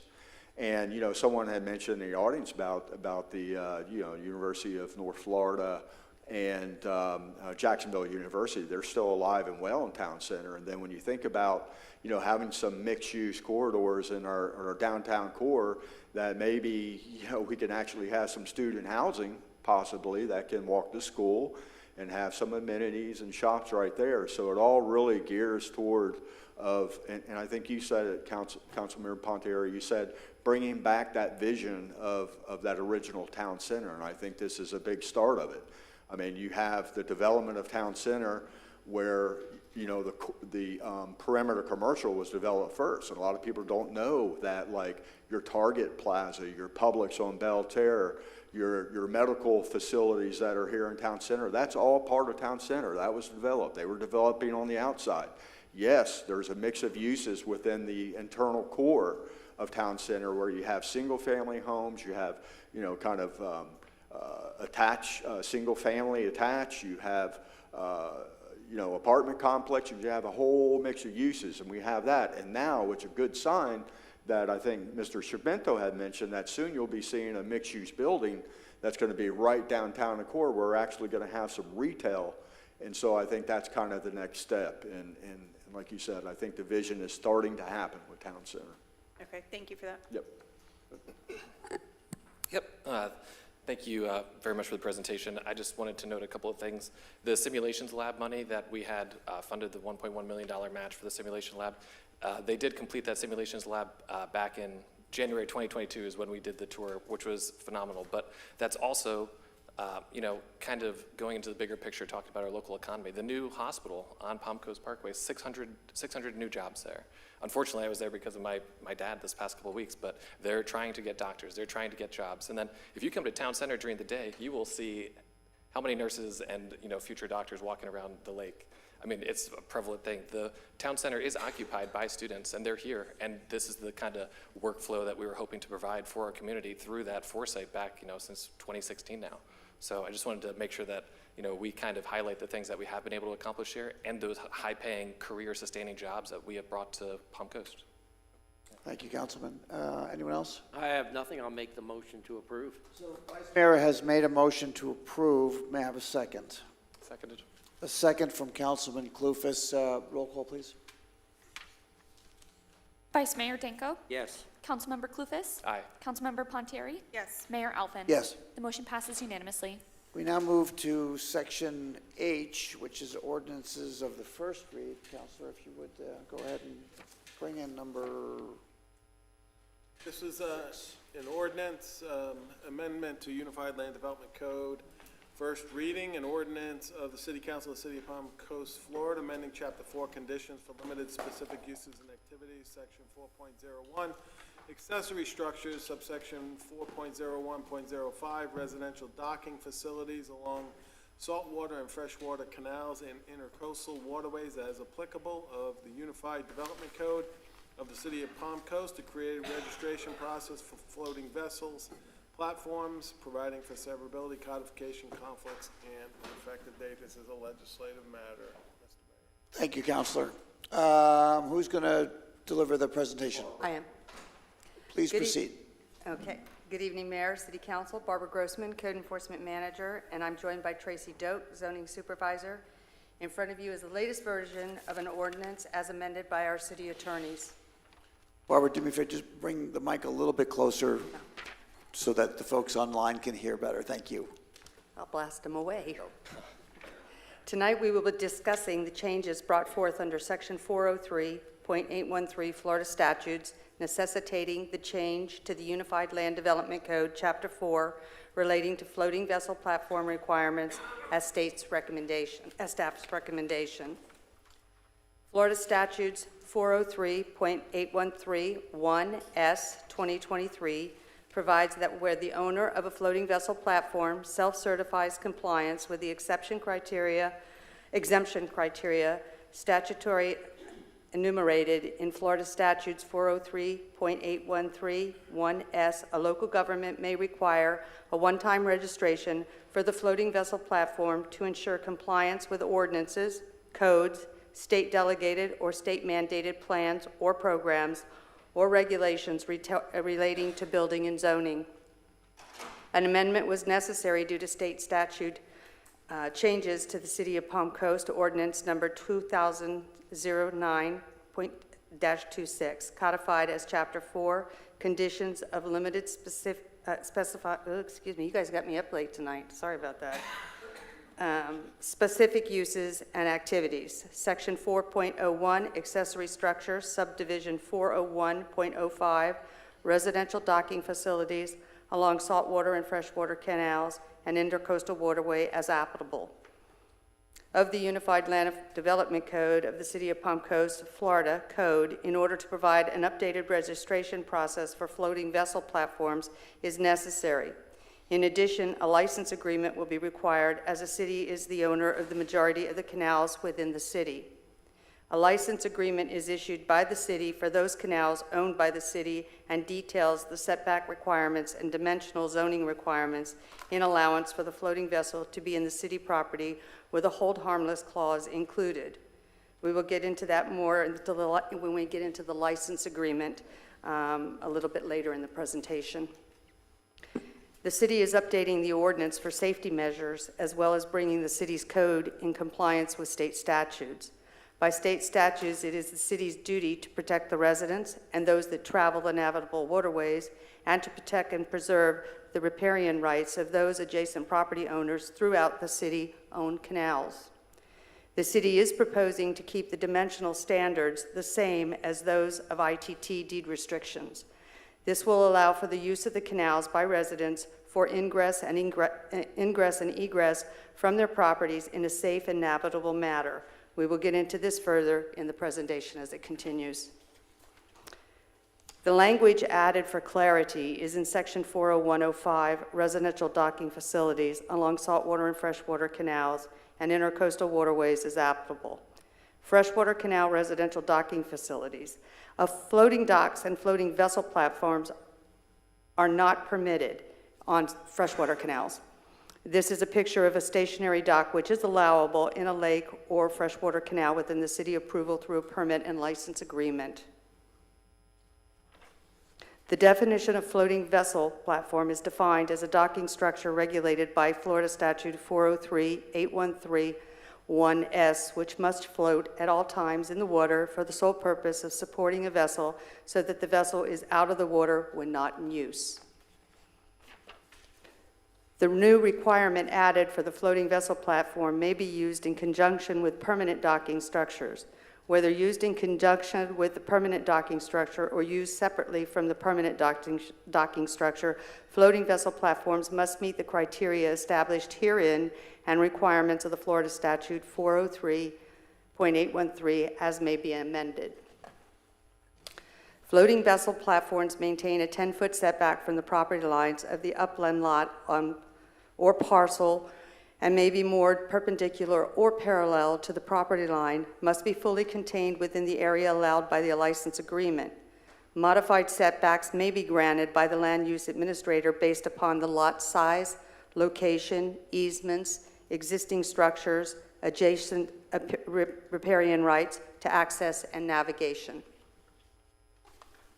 Floating vessel platforms may not substantially impede the flow of water, create a navigational hazard, or unreasonably infringe upon the riparian rights of the adjacent property owners.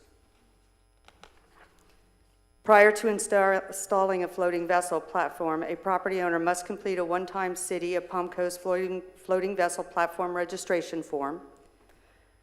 The registration form must be completed by the property owner and requires the following: a site plan showing the location and the setbacks of the floating vessel platform, the installation method proposed to be used for the floating vessel platform, the proposed size of the floating vessel platform, self-certification that the floating vessel platform is in compliance with the exemption criteria set forth in Florida Statutes 403.8131S as amended, an acknowledgement that the floating vessel platform will not impede the flow of water, create a navigable hazard, or unreasonably infringe upon the riparian rights of the adjacent property owners, an acknowledgement that the floating vessel platform complies with all dimensional requirements and that the city in the City of Palm Coast Unified Land Development Code. If applicable, a license agreement with the City of Palm Coast as further described herein. A license agreement shall be required only where the floating vessel platform is to be installed in the city-owned saltwater canal. A registration fee as set by resolution. The proposed resolution fee will be $50 plus recording fees for the license agreement, which changes the property to property due to the number of pages of the property owners. The proposed resolution will be brought to the future council meeting for your consideration. The city's existing license agreement for saltwater access on Palm Coast canals is required prior to the installation of a floating vessel platform in city-owned saltwater canals. This will be submitted with the property owner's floating vessel platform registration form. The existing license agreement is attached to the agenda item as well as council's convenience. This is the standard 80 by 125 lot. This is part of a license agreement exhibit where is shown what the setbacks are and what the zoning regulations are for each property. And as you can see, the percentage of the water frontage, an example would be a 60-foot lot would have 39 foot of dockage. 70-foot would have 45.5 foot of dockage. And an 80-foot would be 52. And then it would be 65 if it were a tip lot, depending on the tip lot. Existing and future issues will be handled by dedicated staff and be property to the owners will be contacted one-on-one to walk through each case-by-case basis. So if there is existing out there, we'll assist them in trying to, they may be in compliance or to help them get into compliance. Here are some examples staff identified taken from the street of right-of-ways. This is where we earlier mentioned adjacent property owners and protecting riparian rights and ingress and egress. And you can see in the photos on the right where you can see the boat is in that lift. And you can see the floating platform vessel is causing them not to be able to ingress and egress out of their dock there. And you can see the same thing could be happening on the other side, the bottom lower picture. That case, I don't see a vessel in it right now, but if they were to try to get out, that floating vessel there is in a setback, and that would be a problem. Mayor and City Council, staff added this slide today to show you the example of why staff is not proposing to change the dimensional standards as set by ITT deed restriction. The status mandates the city to protect the rights of the neighbors' riparian rights including ingress and egress throughout the city's own canal systems. This is an example as to why we're proposing no changes. Both of those docks that's an 80-foot canal. On both of those docks, they're 12 feet out, and the dock total is 24.2 if they had a cantilever on it. And the catamaran that's sitting there right now is a 21-foot beam. The other one is out of the area right now, but comes back. That 21 and 21 equals 66. It's an 80-foot canal, and it leaves 14 foot for ingress, egress for other boats. The average size beam on a runabout boat is 8 to 9 foot beam. Okay. The Planning and Land Development Regulation Board voted 5-1 to the January 17, 2024, to recommend City Council adopt Ordinance 2024, amending Chapter 4 Conditions for Limited Specific Uses and Activities. Section 401, Accessory Structures, subsection 40105, Residential Docking, Facilities along saltwater and freshwater canals, and intercoastal waterway as applicable of the Unified Land Development Code and the City of Palm Coast. Thank you. It's a mouthful. Just a quick question. Is there a current list of those floating docks? I have what we could see from the road right-of-way, we have locations that we have identified that there are floating vessels that are not permitted at this time. You mentioned that you would work with, I guess, Yes, homeowners, we dock would. owners to get into compliance. So Yes, we have those starting point. Yes, we have those addresses, and we would make contact with them. We'll have a template letter, and we'd work one-on-one with them. Is it tens? Is it hundreds? Is it a smaller amount? 35 that I have right now. There are other people that tell me there's more, but that's 35 that I can see from street right away. And are they all jet ski based? A lot of them are jet ski based, but there are some that are vessels also. Understood. Councilwoman, question or? Yeah, I have a couple questions to staff. So with regards to these FPVs, first, are we considering these fixtures? They would be the platform? Yes. Yes, it would be, because if it's affixed to our canal, it would be a structure, yes. Okay. But it wouldn't require a permit, but it would require a one-time registration as per the state statute. Got it. And when we're looking at navigability, are we considering navigability just from the center of the canal, or is that encompassing also ingress and egress for neighboring properties? Okay, well, and it could vary on different types of boat, different sizes. Sailboats have keels.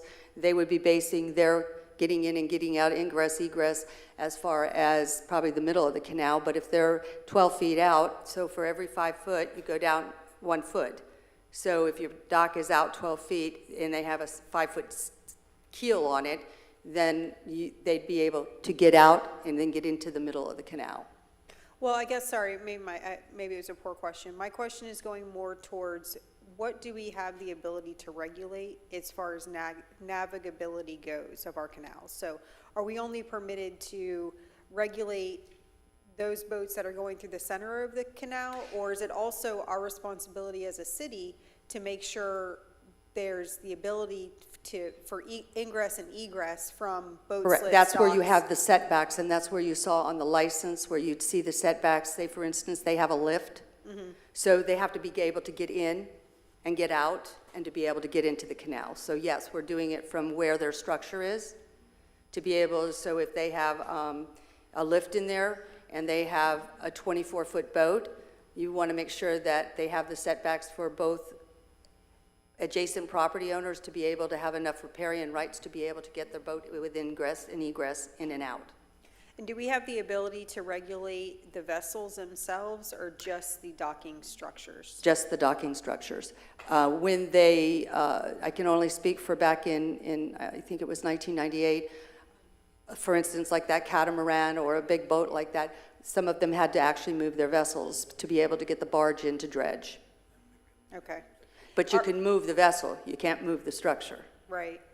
Are we confident that what we're doing today does not contradict anything in the new Florida statute or any regulations with the FDEP? I feel we are. Okay, and how, there's been some communication that indicates that we would not be, including from our previous city attorney. So how are we confident that we're not contradicting anything in Florida statutes or with FDEP?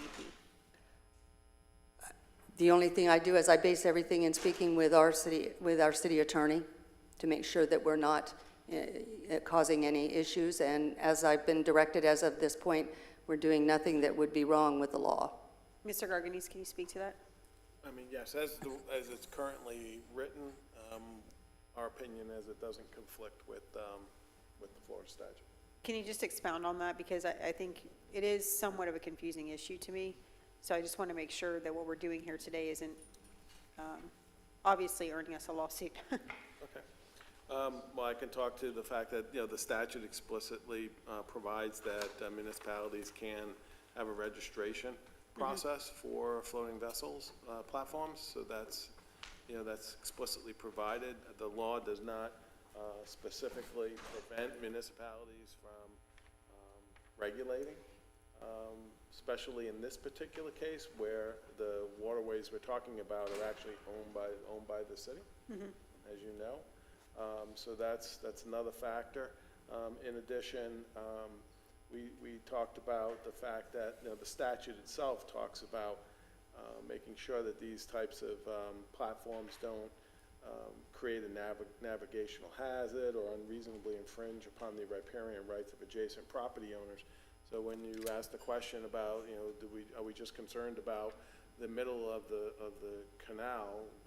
The city is also concerned about riparian rights that may come from the land itself, right? Getting out into the canals, making sure that the city's, the setback regulations and site plans are not impeding adjacent property owners' right to take their whatever vessel they may have and get into the middle of the canal. So, the city is in a lot of respects a referee with respect to these canals that are owned by the city, and I think the ordinance as presented and the long-standing, technical standards that city has, I think the city is currently within its right to regulate.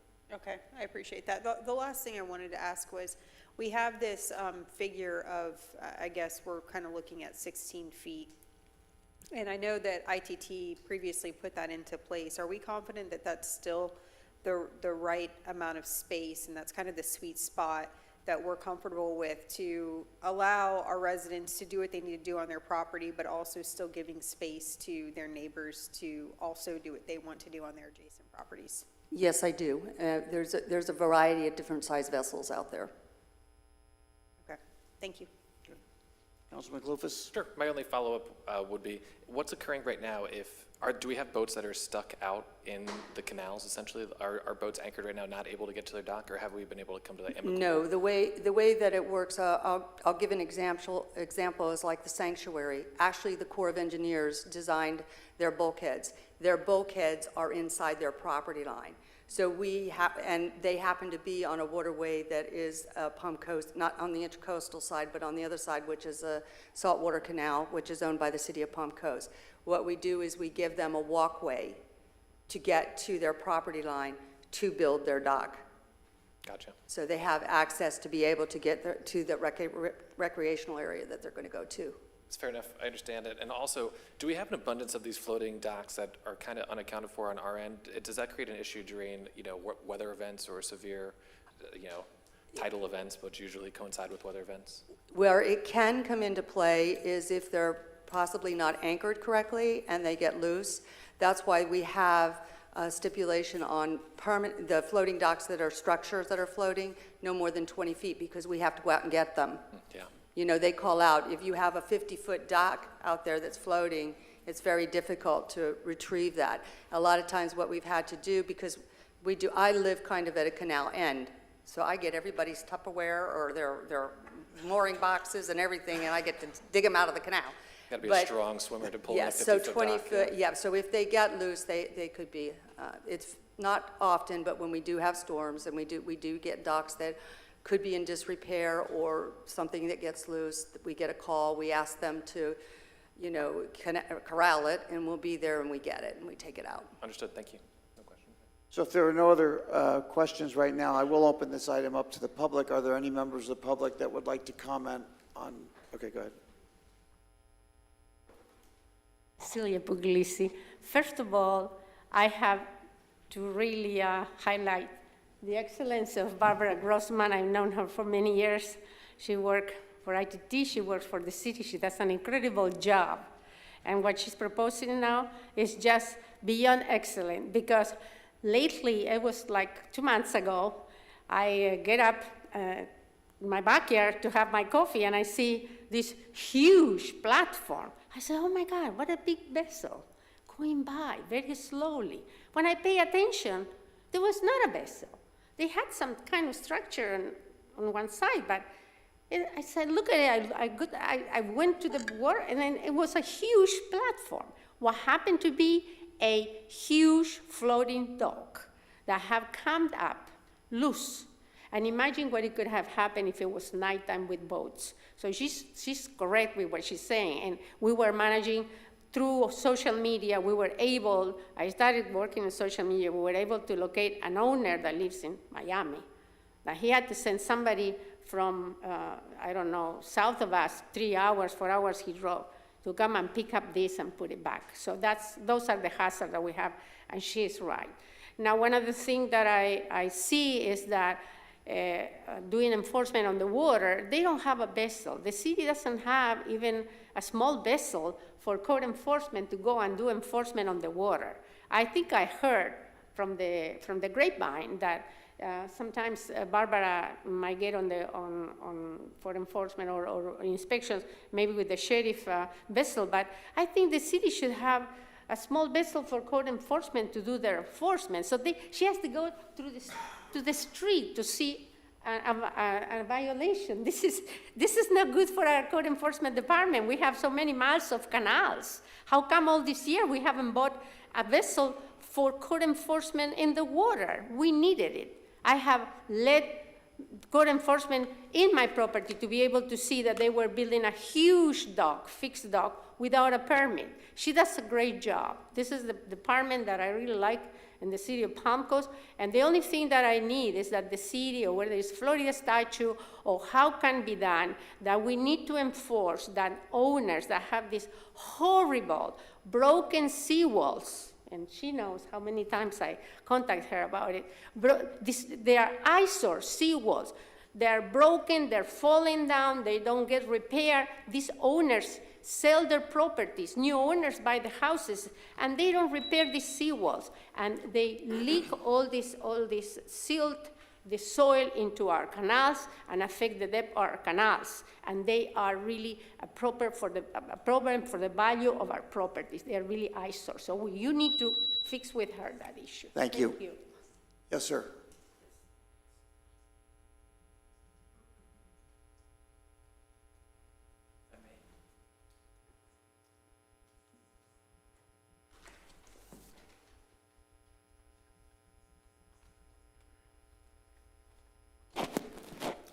Good evening, Mayor Alphen and members of the City Council. My name is Steve Garish, 9 Crossgate Court East.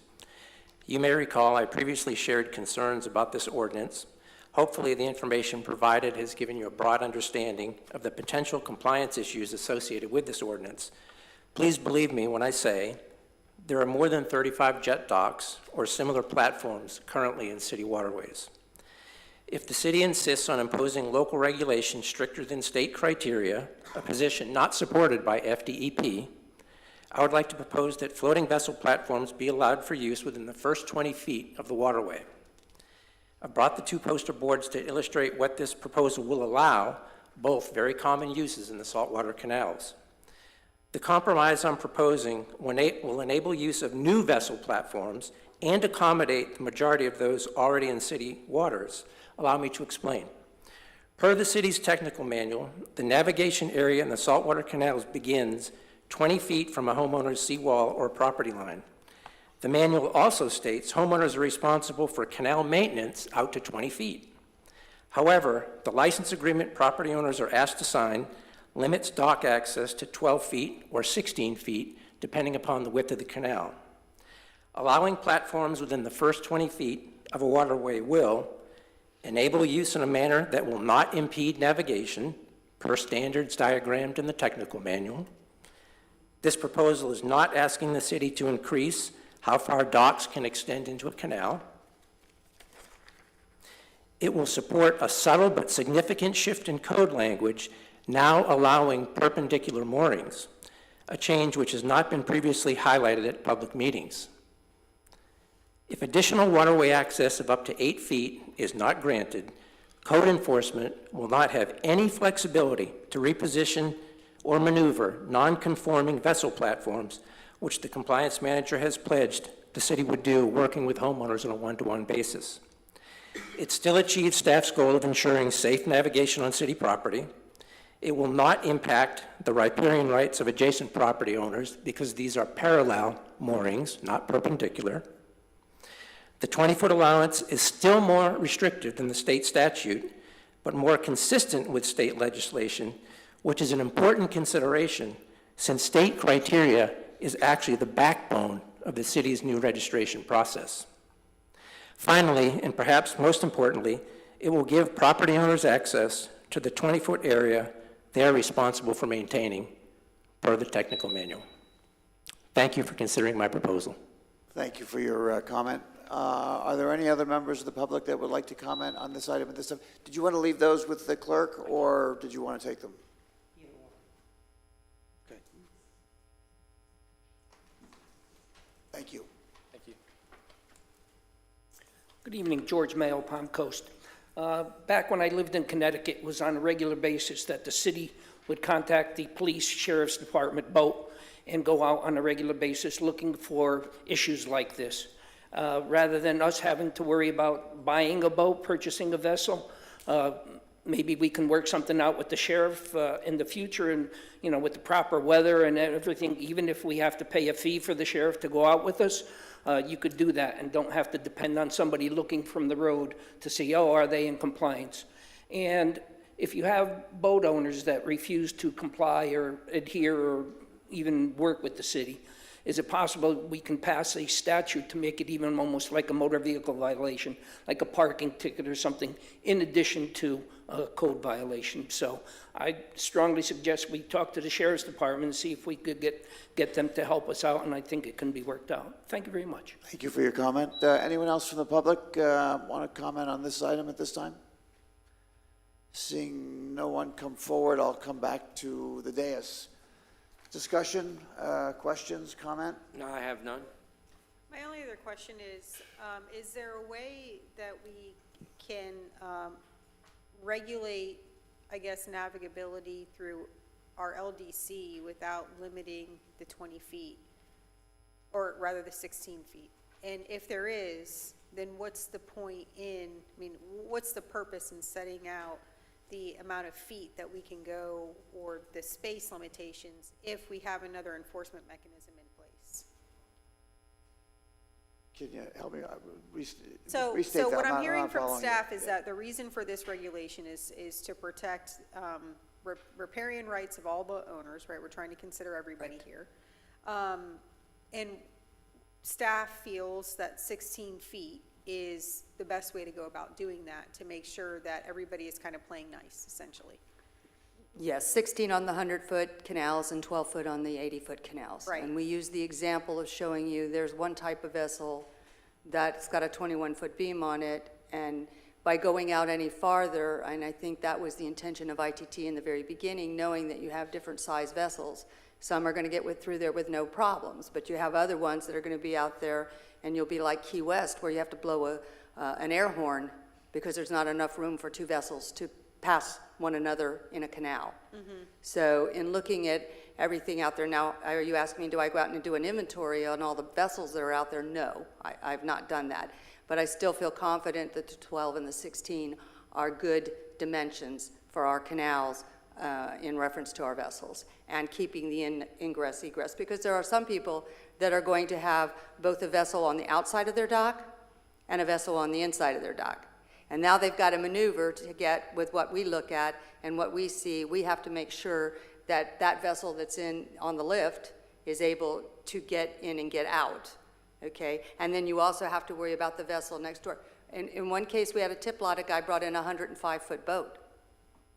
He was encroaching on the next door neighbor's, not only riparian rights, but property. So it has worked all this time, and we haven't had a problem, and I feel very confident in that. Okay, so essentially what I'm hearing is that if we were to kind of exceed that with these FPVs, then we're probably going to have some more enforcement issues. We are. Okay, thank you. You're welcome. Okay. Question, comment? No, not Barbara, really. go ahead and just very briefly restate staff's opinion. What you started out with. In other words, what are you recommending? I'm recommending what we've presented to you tonight. The recommendation is the Planning and Land Development Board voted 5-1. The Planning Board, it's been to it. We're recommending to adopt the ordinance. And this is the first reading. Amending Chapter 4, Conditions for Limited Specific Uses and Activities of Section 401, Okay. Accessory Structures. Okay, so to adopt. Yes, to adopt. I'll make that motion to adopt. So Vice Mayor has made a motion to adopt. Is there a second? Second. I have a second from Councilman Clufus. So additional discussion. I think your question was about really maneuverability in terms of the 16 feet. I mean, Well, yeah, I want to make sure it's we're an not being arbitrary arbitrary. number. Right. Because, you know, there's a lot of different factors in terms of how you're going to position and move your boat. So I hear it. I'm not sure there's a perfect number. I guess your question would be best answered. It would satisfy the largest number of vessels that exist out there. It's not perfect, and there are those that are outside that won't conform. But in your opinion, the largest number of vessels that are owned by residents would be able to navigate well? They would be able to navigate well, okay. yes. Your 5-foot craft you're talking about, was that a sailboat? Yes. Okay, gotcha. Because anything that big, it's going to have vectored thrust too. We got to think about that. Like these boats are so wild nowadays. When you get a real vessel, like you can go sideways, forwards, backwards, you know, with vectored thrust. It's not like it used to be. But with sailboats, still problem. And you are right with the vessels, and then the trend of the vessel. Right. And then how many years you've been, I mean, we owned 4 different boats. We started out small and ended up a little larger, and then people change, and they may go from a large boat to a smaller boat, but this kind of fits everybody. And you can see the catamaran, that's a big thing now. And a catamaran has a huge beam on it. Yeah. Okay, thank you, Barbara. So we have a motion and a second.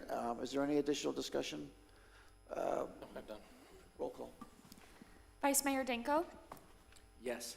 Councilmember Clufus. Yes. Councilmember Ponteri, Yes. Mayor Alfin. Yes. The motion passes unanimously. Thank All you, right, have a nice we evening. now move to item I under resolutions number 7. Counselor, if you would put that on the record for us.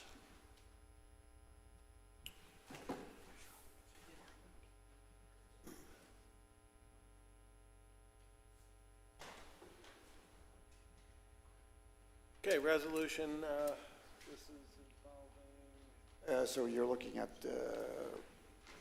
number 7, which is the custom-built marine. the London Waterway, or did I just skip one? Hold on a second, my iPad and, there, all right.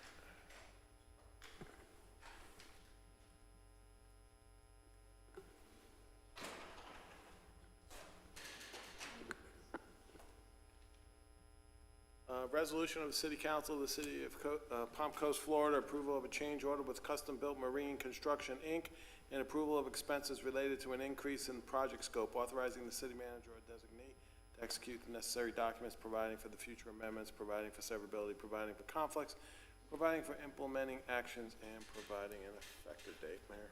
Thank you, Counselor. Mr. Cody. Yes, good evening. Carl Cody, Director of Stormwater Engineering Department. I'm here to kind of touch upon a few projects. I know it's specific to London Waterway Stormwater Expansion Project change order, but it was done in coordination with other city projects underway. So I'm going to run through the presentation and kind of explain the change order and why we want to move forward with it. So I'm starting off talking about our Maintenance Operations Center project. This is you know, one of council's strategic action plan items. We have completed many actions on this project. You know, a master plan was done. It's been underway for several years. We've updated the master plan as part of our process to modify or get the conservation easement release from the Water Management District.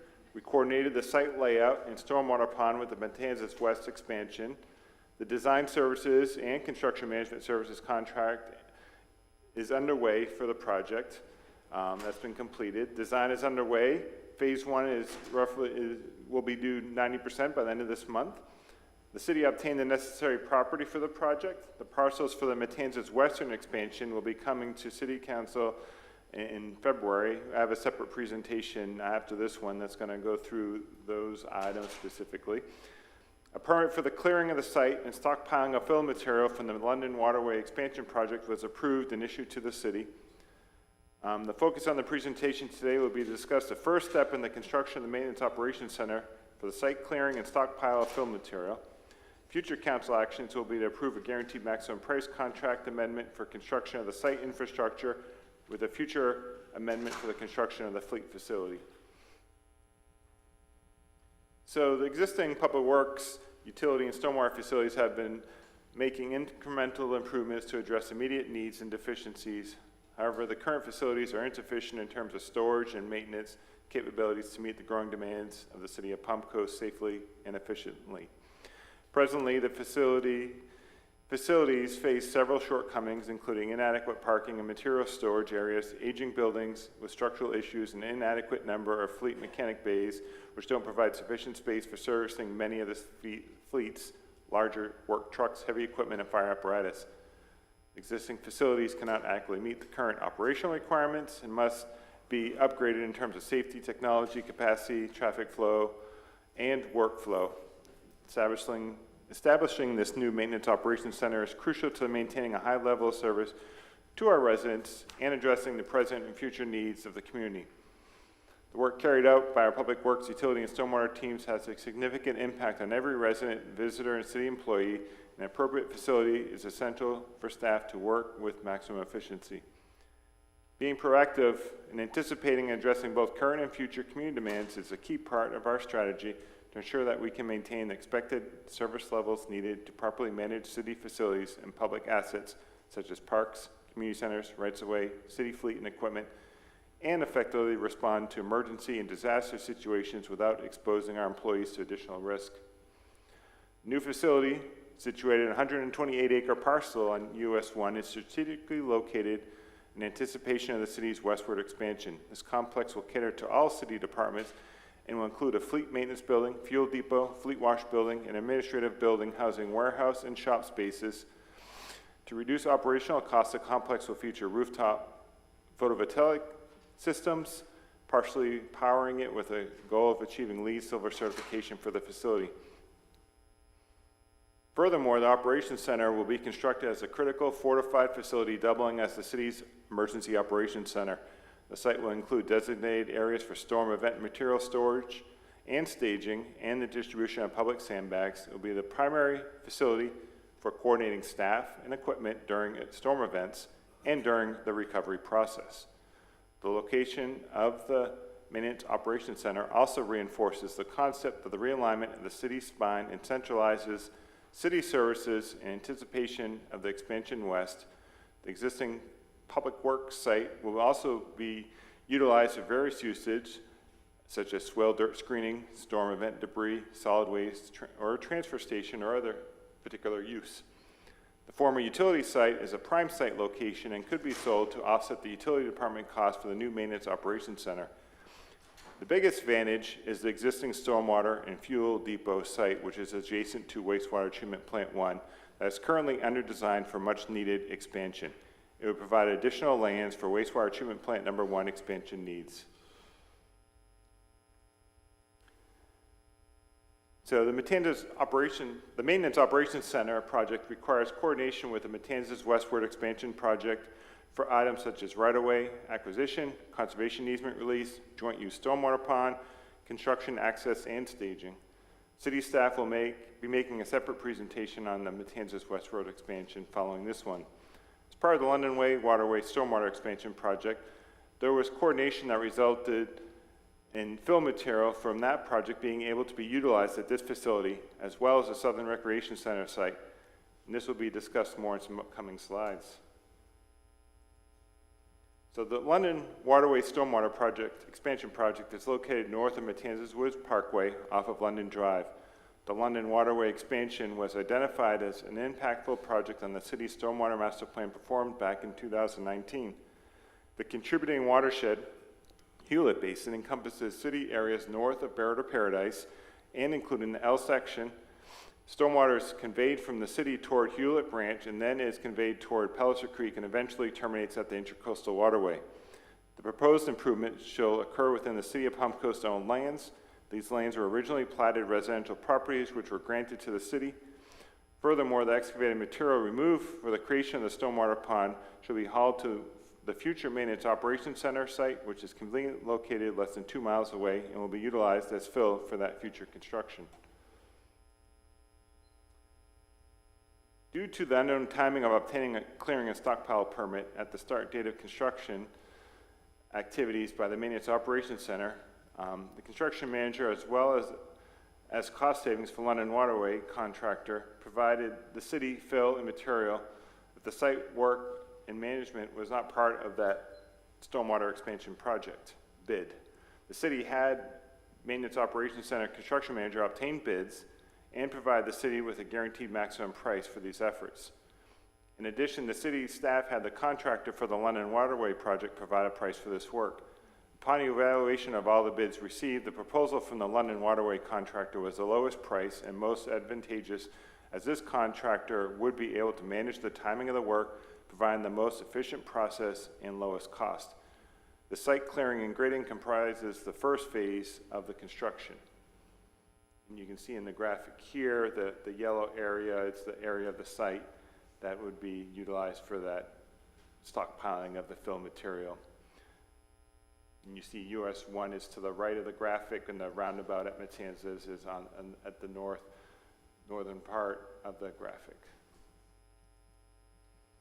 The initial area of development will be to prepare the area of the site for the construction of the new fleet facility. This would be phase 1B. This is for the new future fleet facility as well as the fuel depot. The existing fleet facility does not meet current operational needs and is deficient in safety, technology, capacity, traffic flow, and workflow.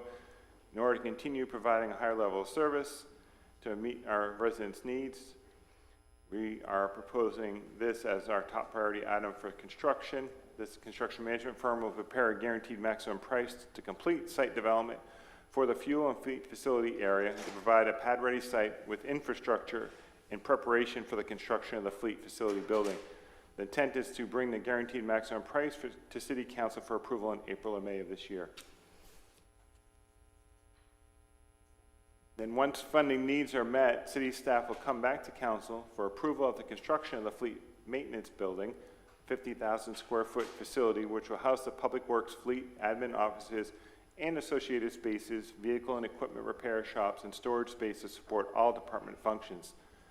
The images on this slide show the design of the fleet facility, which reflects the contemporary architecture that is being incorporated into other city facilities recently completed and currently in design.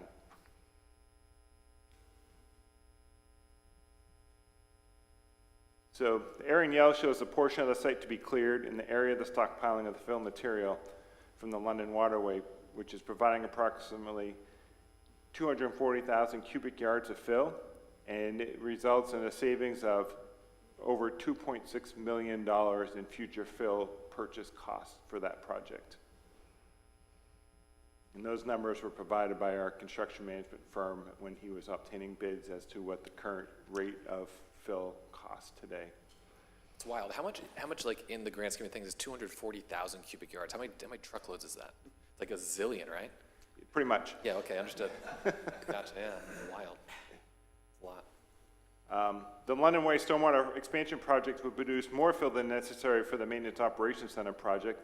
The area in pink has been cleared at the Southern Recreation Center to provide fill necessary for future development on that site. That fill for this project would bring in about 20,000 cubic yards of fill and save the city roughly $220,000 in future savings for purchasing future fill needed for that site work. Approval of the change order with custom-built marine is critical in the schedule of both the London Waterway project and the Maintenance Operations Center project. The contractor is mobilized and is preparing for excavation of the site and will be ready to begin exporting fill from the site. Fortunately, the Southern Recreation Center site is ready to receive fill material while the contractor clears and prepares the Maintenance Operations Center. So you can kind of see, we laid out some timelines with the contractor, talked about timing and duration of some of the activities. So the intent is that the contractor has already surveyed the site and cleared the land. He's ready to start moving some fill. Would be beginning and bringing fill over to the Southern Rec Center while they're prepping the Maintenance Operations Center site. And during the bringing the fill to the site, we'll be coming back to council to award the guaranteed maximum price for the phase 1 area of the site. So they'll be having that fill material on site from the London Waterway project to prep the pad-ready site for the fleet building and fuel area of the property. So we have today before you, council actions are for the approval of the custom-built marine construction's change order in the amount of $775,000. Funding of this change order is split between the London Waterway Stormwater Expansion Project Contingency and the Maintenance Operations Center project. Approval of this change order will result in approximate savings of almost $2.9 million in the purchase of fill material for future project needs of the Maintenance Operations Center and the Southern Recreation Center projects.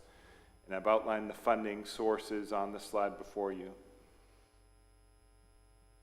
That's the end of my presentation. Any questions? Carl, this whole project is part of our strategic action plan. It remains in there, right? Or not? Yes, it is. At the highest level, right? Yes, Maintenance Operations Center is one of the council's top priority projects. So it continues in the plan going forward? Right, and that's what I tried to outline tonight is the steps taken, the actions needed to move that forward. Tying this into the London Waterway project is going to provide some savings to the project, which is going to help advance that project moving forward. Questions or comments from City Council? I mean, Not at this moment. I would have led with the savings, but we waited till the end for that. Yeah, and I appreciate the savings. I know we talked about that before, but I got to tell you, I have a real problem with this amount of money. And we're also cutting our contingency in half before construction even starts, so I'm concerned. Were we not already going to pay for the clearing on the mock site? Because it doesn't really make sense to me that it seems we're paying extra for clearing of the mock site. Well, that's why we split the cost between the mock and the London Waterway project. So there's some benefit to the mock, but London Waterway also has to bring the dirt somewhere. It was in their bid to bring the dirt to the site, but not do any work at this site because we weren't sure of the timing of beginning the site improvements at the mock, and we didn't have a permit to stockpile material at the time yet. So we also had in the bid with the London Waterway project, if there was, what the cost would be if we kept the dirt or if they kept it and tried to sell it. So we weren't sure which avenue we were going to be pursuing at the time. That's why we split it 50-50, because there's benefit to the mock, less work we have to perform in the future, but there's also benefit to the London Waterway for having a place to bring the dirt. Yeah, no, I understand the dichotomy, but my question is, this seems to be extra money that we're having to put towards the mock. There's no extra money, it's just less, it helps advance the project sooner than later. It's not like we have the $20 million sitting in the bank ready to move forward on the mock. We are trying to save up money to proceed, so if we can reduce the cost of the project, we can advance sooner. So this doesn't increase the budget by this amount, you're just asking for money up front, is that accurate? I don't understand. Because if we were going to clear the site anyways, why are we asking for more money than what's already been budgeted for this project? This is clearing the mock site, not the London Waterway site. Well, I understand that. We have no contract to clear the mock site at this time. Okay, why did we not budget for that? We would have had to clear it anyways, right? I mean, in the construction process. We wouldn't have had to clear as much of the site because we were working from the south to the north, so we would be clearing just the fleet and facility area of the site at this time. And then in the future, we'd be clearing the remaining northern part of the site where we're stockpiling the material. That isn't a current, that would be a future phase. So are you saying that this money would have had to have been spent in a future phase, just not now? Correct. Okay, that's where I was getting at. So either way, we were gonna have to spend the money. Is that accurate? Correct. Okay. The other question I had was, what kind of delay are we looking at if we don't approve this? If you don't approve this, it stops work of the London Waterway project because they have nowhere to bring the dirt. It would also add cost to the mock project because then we'd have to go buy dirt. Well, no, it would just delay both projects, arguably. Well, right now, there's the London Waterway project that's funded by American Rescue Funds and by St. Johns River Water Management District grant, and there's a time deadline to finish the London Waterway project. So that's what we I'm could asking. potentially lose $1 million in a grant, and we could potentially lose the over $6 million, I think, and we have American Rescue Funds. That's what I'm asking, though. What type of delay are we looking at? If we didn't approve it, what would the delay, what would that delay cause? I'm not sure what you mean by delay. How much longer would the project, because it says that we're being held up by financing complications and permitting. It was initially. When we bid London Waterway, we could have included in his bid to clear this land and to stockpile it here. But at the time, we didn't have a permit yet. And we didn't know if there was going to be cost advantageous for the contractor to want to try and sell the dirt and charge us less money to do that project. But it turned out that he wasn't in the dirt selling business and didn't want to sell it like they did over on some of the other developments on that north end of town where they took 2 or 3 years and sold all the dirt off as they were digging it out. The time frame of the grant and the duration of this project, it wasn't advantageous for him to have to move the dirt twice to an offsite location. So moving it here was more advantageous to the city because 1, he doesn't move it twice, and 2, we get the dirt at basically no cost. Just we're paying the trucking cost as part of his bid. Okay, so we're not looking at any extra monies. You're just asking for different monies for different phases. Correct. And is there any way that any of this can be paid with impact fees since it is related to growth? No, this is a maintenance general fund operation. Now, the MOC is funded between the stormwater utility funds out of the capital improvement fund, so it is going to be split between those 3 funds, the MOC portion. Okay. So there would be some funds coming from those 2 enterprise funds, yes. Okay, thank you. I did have one question on the dirt, Carl. Is there someone else who could be selling this dirt? Could we sell the dirt to someone else? Yeah. We have restrictions. Even when we tried to sell our swale dirt, we would have to put it on the street and advertise it for sale. We need the dirt. We need all this dirt for both those projects. So if we sell the dirt, in the future, we'd have to go buy dirt. So it's not like we're going to have surplus dirt that we can't use on these projects. What this is doing is it's saving us from having to go buy dirt in the future. And when does this grant expire again? The St. John's grant, I believe, expires this coming September. Okay, thank you. Yeah, my questions just really revolved around the dirt. I appreciate Councilwoman Pontier clarification. We're pulling funds forward to be able to move this along. My question really revolves around how realistic that number is for that amount of dirt that we're trying to quantify to a dollar value. So is that using, a fair market dirt value today? It's not, we're not hyperinflating that number to be able to say, hey, this is, $2 million worth of dirt. Right, those are numbers that our construction management firm, they reached out to, I believe, 5 site contractors. I think they got 3 bids that actually put in bids. But based on discussion with them and other projects they have going on now, they were using the actual material cost being about $11 per cubic yard, roughly in that neighborhood. Gotcha. Okay, that's fair enough. That's I how just we wanted to make sure. generated this number. Yeah, so as long as those numbers are backed up by something that has more validity than that, I feel very comfortable with that number. I was unsure because, if we valued the dirt at $2 million, is it really worth $2 million? But if you're, actually analyzing it from an actual usage, I'm okay with that.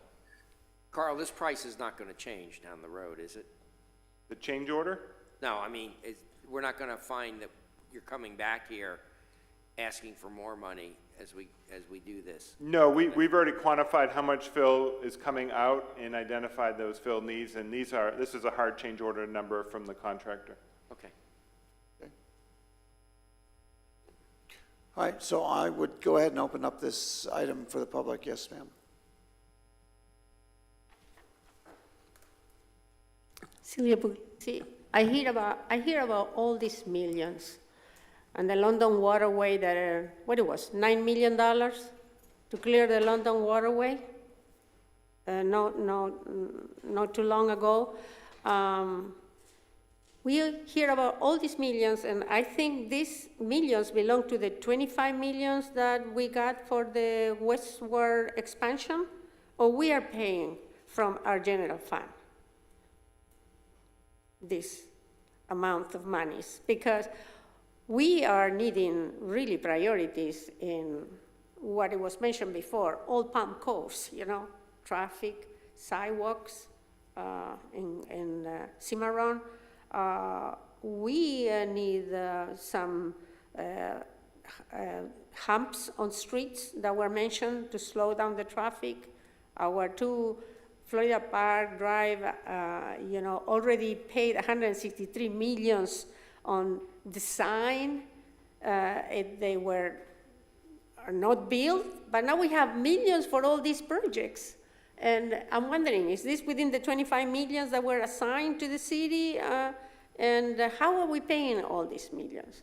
And this London Waterway is still, if it's the one that was mentioned, that it was quoted at the beginning of the year for $4 million, and then it started, when actually by past the mid-year for $9 million. I really, as a resident taxpayer, don't agree with all these millions when we are not being properly taking care of our priorities right here in Palm Coast, in the center of the city. So I would like to have some answers to that regard. Thank you for your comment. Carl, how long has this project been, in the works? It's part of our strategic action plan. So this is, how long have we been working along this project? I want to say it was like 2017. Since 2017, okay. Yes, sir.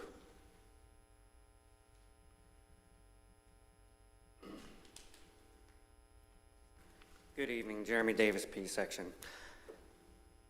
I'm with her on this. All I see is a lot of money going out, and yet we can't even maintain our swells. We're spending a lot of money, but we're not maintaining our own infrastructure. It doesn't make sense. Make it make sense. If you can make it make sense, then I would go away. So make it make sense. I will quit coming to this stuff. It's that simple, because none of this makes sense. They can't even keep up with our swells. We have flooding. Our roads are going to crap. On Parkview, there's no sidewalks for any of the students to walk to the elementary and middle school that's right there. I don't know. I'm just looking for sense here. Make it make sense. None of it makes sense. And when it doesn't make sense, it means it's corruption. So, yeah, again, thank you. Are there any other members of the public that would like to comment at this time on this agenda item? Seeing no one come forward, I'll close public comment. Carl, do you want to just generalize the impact that this has on our infrastructure as a whole at a high level? Yeah, we did a very detailed presentation on the London Waterway project, back when we presented to council for the approval. But, just in summary, that was part of the overall stormwater master plan. We did a overall city stormwater model. We know in the Bird of Paradise area, we know in the upper section of Palm Coast, we have a stormwater capacity problem. We need to add storage capacity. This was one of the items that is vital to add in the capacity. It's not going to add all the needed capacity, but this is going to add some big benefit to the residents. So the water isn't backing up into the streets and into the swales. It won't alleviate the problem, but it's going to help make it better than it was. And the primary funding, like I said, most of the project is funded from the American Rescue Act and the St. Johns River Water Management District grant.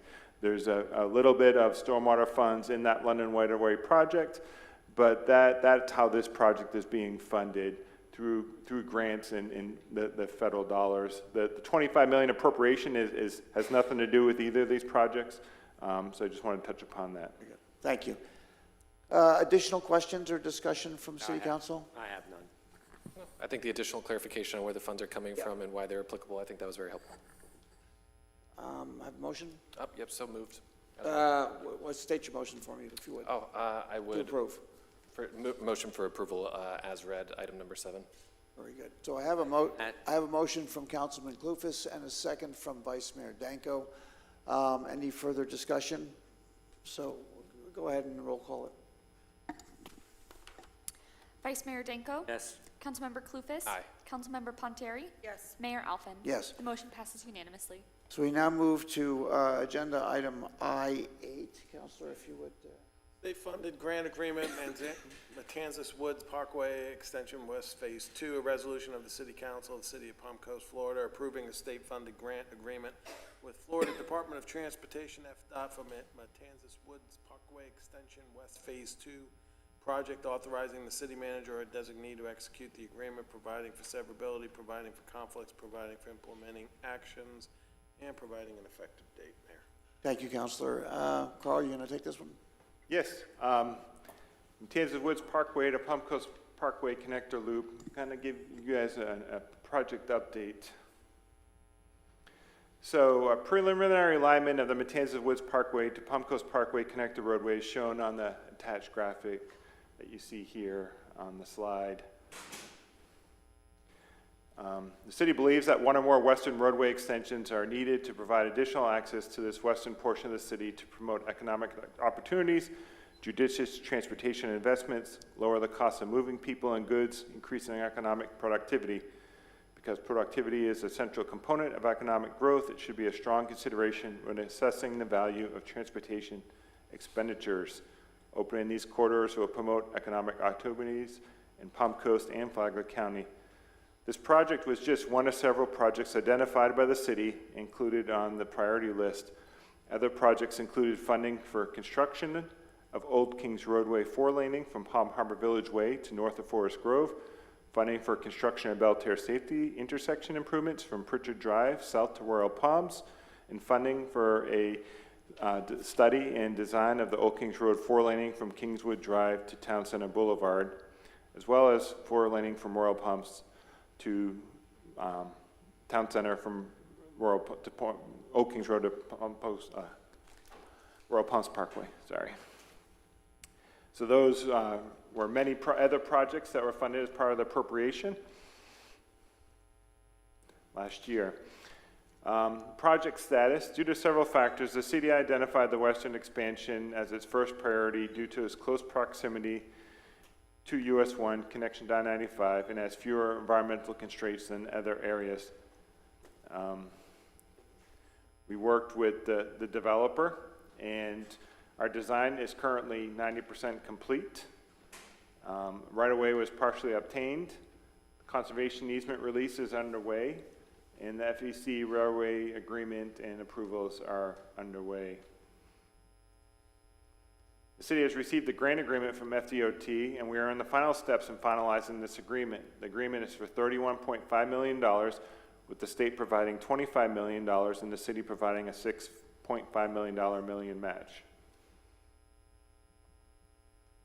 Florida Power and Light. The city and the design consultant ETM have been coordinating with the roadway extension design with FPL as it requires FPL overhead transmission distribution line modifications.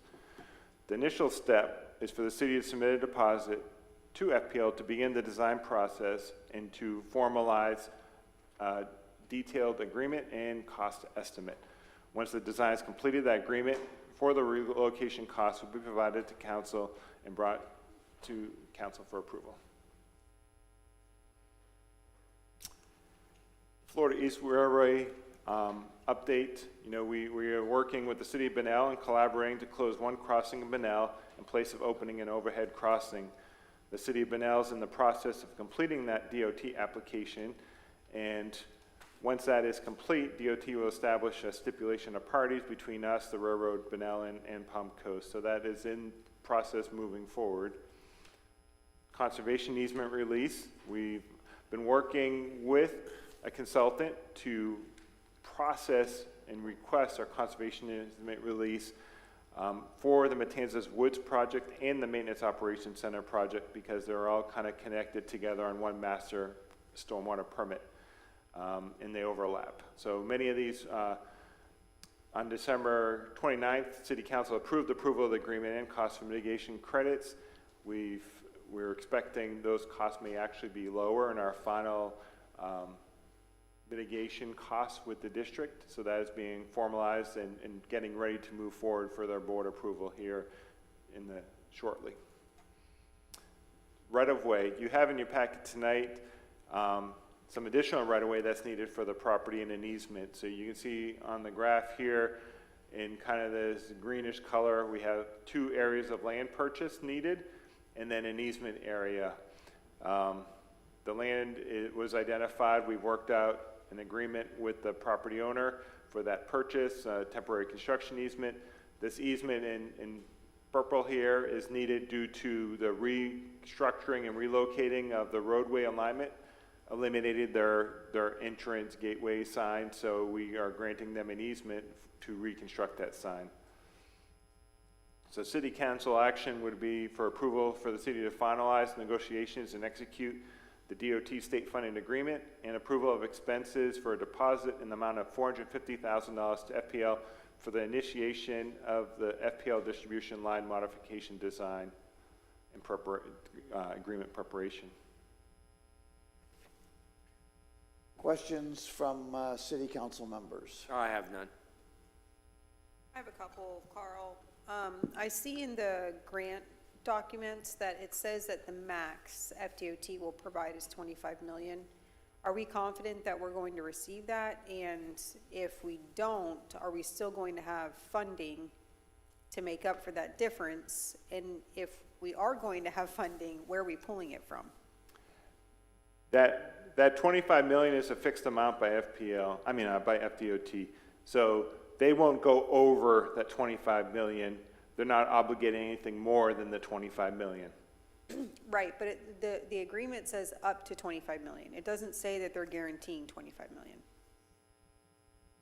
Well, because there's a city match, they prorate the invoices based on the city match and their funding portion. So it's, I don't know offhand what that equates to, but it's, say it's a 90-10% match. So every invoice they'll process at that rate until they hit the 25 million.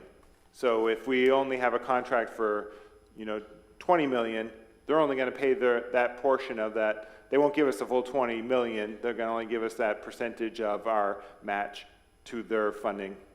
Okay, so in other words, we're not at risk of only budgeting 6.5 or whatever it is and then having to pay more. It's a step proration, so it can't change. Right. Okay. And then, again, I'm going to ask the same question. Are we able to are we using impact fees at all? And if Yes, these not, are impact okay. fees. The city's portion is impact fees. Okay, so these are all impact fees? Yes. That are the city's portion, okay. And then, the last question I had was regarding the FPL, this 450,000. I think, isn't that a part of the next, isn't there another agenda item that Yeah, it's the next addresses- agenda item. Okay, so because I have a real issue with FPL that we can address in the next one, but in this specific resolution, we're not touching the FPL portion, right? We're only touching the FDOT agreement portion? Yeah, there's 2 separate resolutions. One presentation covered both items. Okay, got it, thank you. Yeah, hold that for the next one. Yeah. Okay. Those answers my questions. Okay. I'll open this item up to the public. If any members of the public would like to comment on this agenda item at this time, please come forward. Seeing no one come forward, I'll come back to City Council. Any further discussion or questions? I'll make a motion to approve. So Vice Mayor's made a motion to approve. May I have a second? Seconded. Councilman Clufus has offered a second. Any further discussion? So go ahead and roll call. Vice Mayor Danko? Yes. Councilmember Clufus? Yes. Councilmember Ponteri? Yes. Mayor Alfin? Yes. The motion passes unanimously. We move to the next item, kind of the companion item number 9, if you would. Resolution, Matanzas Wood Parkway Extension, West Phase 2. Resolution of the City Council of the City of Palm Coast, Florida, approval of a deposit with Florida Power and Light for a design and cost estimate for the relocation of transmission facilities for the Matanzas Woods Parkway Extension West Phase 2 project, providing authorization to execute, providing for future amendments, providing for severability, providing for conflicts, providing for implementing actions, and providing for an effective date. Vice Mayor. Go ahead, Carl. And the presentation covered, pretty much this item. The only thing I think I should add is the FPL relocation is our critical path method to moving forward to construction of the roadway due to the lead time of completing the design and then the lead time of getting the materials from FPL for them to obtain the poles, the taller poles, the temporary poles, and do that temporary relocation and then the installation of the taller poles. So right now, this is a critical item to move forward with this initiation to get them started on the project. Any comment from council? Ms. Pontieri, I know you had a few words you wanted to say. Yeah, so I'm looking at the letter from FPL dated September 13th, 2023. And it says that this is a non-binding preliminary estimate to accommodate the potential overhead relocation at $3.3 million. It then goes on to call what they've given us a ballpark estimate. And if we want a detailed estimate, we have to pay this $450,000 deposit. And I guess this is somewhat to staff, but more to FP&L. This is a ridiculous letter to me. FP&L is already taking like 2 months to fix streetlights for us. So to give us this ballpark, non-binding preliminary estimate at $3.3 million doesn't really allow us to budget appropriately, in my opinion. And then we're going to go ahead and give them $450,000 just so that they can give us a proper estimate at what this will cost. I just find this to be incredibly unprofessional on behalf of FP&L, and I would hope that in the future, this is not the type of communication we get from FP&L, and that we can perhaps get something that's a little more reliable without having to pay $500,000 for it, that we can properly budget with our taxpayers' monies with. So whoever wants to relay that message in FP&L, or you can just tell them where we're at in the meeting and they can play the tape, but I expect different from FP&L in the future. That's my only comment. Yeah, my comment is, they're in a position of power here. They are, and It's that's the baloney, problem. and that's the problem. That's the problem. They're is in a that they- position of they power can and they know absolutely- it. Absolutely. Absolutely. 1000%, I don't disagree, and they're in the position where they can say, you know what, 450 grand, and I'll tell you exactly how much it'll cost, but Exactly. until then, It's not appropriate. I know, it's their sandbox, their shovel, we're playing with all the rules, so, yeah, the same frustrations also when they replace, poles without giving the city the option to at least discuss undergrounding some of the infrastructure. I find that also, kind of not very team playerish, but here we are, and the lights are on, thank goodness, so. The question is, what leverage can we have? In other words, a letter of protest, great, I got it. We draw a line in the sand and just say, Well, no. what would that line possibly be? I know, it would be you, not me. No, I mean, listen, I'm happy to be the messenger in this. I mean, and I would absolutely have any- volunteer to do it. I'm just wondering, how can we? Service liaison. Well, here's what I'm going to suggest also is, we do have a lobbyist as well. Yeah. And maybe we attack it from that angle also. So- I don't know the magnitude of the issue with regard to FPL. In other words, is there some flexibility here that we could take advantage of? I think it's worth asking. I would like to ask Carl, do we have some flexibility? Do we have some time here to go back to them and say, wait a second, this isn't quite working for us? Right. I guess what you could call, the number they gave us is like a engineer's estimate. When we're doing a design project and we don't have a design yet and we're using information from past projects and we put together a number, we're putting, we're not guaranteeing that that's going to be the final number, but they're saying based on the best information we have today, not knowing exactly how much clearing we have, if we have to put in fill to do a construction roadway, exactly how that temporary realignment is going to work. This is their best estimate based on the information they have at hand. And it's just like us on a roadway project. This is what we have. Now, we pay designers money to design a project, and then we have much better estimates on what that construction is going to be. FPLs in an easement, they don't have to move. We're asking them to move. This is their process. So that number could go up, it could go down, but with the information they have today, they can't give us a better number until they do design work, and they can't do design work until they spend money. Or we give them money to begin the design process. FPL has been somewhat forthcoming in working with the city. When they did some hardening projects in Old Kings Road, northbound from Palm Coast Parkway to Town Center, we talked about lighting. They placed the poles on our future right-of-way for the lining, so we didn't have to relocate poles. They provided brackets in the poles so we can easily add lighting. They knew we wanted to add lighting to that corridor. So they have worked with us on projects and tried to coordinate with us on those efforts. The Lily High Trailhead's in an FPL easement. They worked with us on the design, got us to fit in that dog park and parking lot around their efforts. I wouldn't say, yes, there's been some, there's been lots of construction activity. Everyone struggles with it. I think part of the, getting to fixing our lighting in town, yes, it is not good. It's very time consuming. Getting the lights activated in some of the woods took a lot of time. Getting the proper parts, getting the proper staff there to come in and activate those pieces. They have 90% of the parts and they're installed because they want to get as much done as they can, but then it looks bad because they're waiting on those last few capacitors or what is needed to actually activate the energy. And, people are wondering what's going on. Construction stopped, nothing's happening. But, I don't want to bash FPL too badly because they have been a pretty good partner with the city trying to coordinate and work with us. So on this 450, this is just a guesstimate on their part. It could be less? It could be less. They roughly know how many poles they need, what size poles they have. They've done past relocation projects similar to this, so they're using, like any contractor, past information, past dollars, past time to, history of costs and give us a ballpark number. So if it ended up costing them $300,000, they would refund? Well, that $450,000 goes to the overall project cost. Yeah. I'm sorry? You're paying your deposit in advance, so it would go Right. against the balance of the cost. Right. So you wouldn't be paying Right, we're more going to be paying more, is what you're with- saying. in the total Yeah. project, of course. But, so can we negotiate a possible smaller amount to begin this process?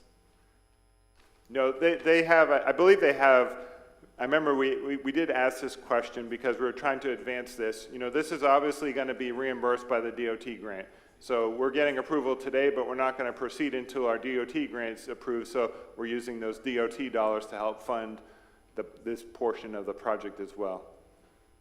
So will this be, if we get an estimate then, because this references 90 days, if we pay the $450 for the estimate now, but we don't get DOT funds until later, are they going to up the price on us? I mean, again, I'm trying to make it to where we can budget, right? So what assurances do we have that, and I'd also like to know what the scope is, because this says a detailed estimate. I don't know really what that entails, but will it bind them to a certain price, even if we're waiting a little bit longer for FDOT funds to come in? Do we know that?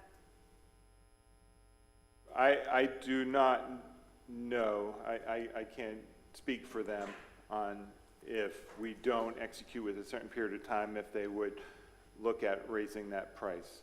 I think that's an important question we need to ask and try to hold them to it as much as possible, because we don't, I mean, sometimes we wait a really long time for FDOT funds to come in. Well, we have the funds. We're probably this close to finalizing the agreement and ready to sign it, and then they plan on executing within 30 days.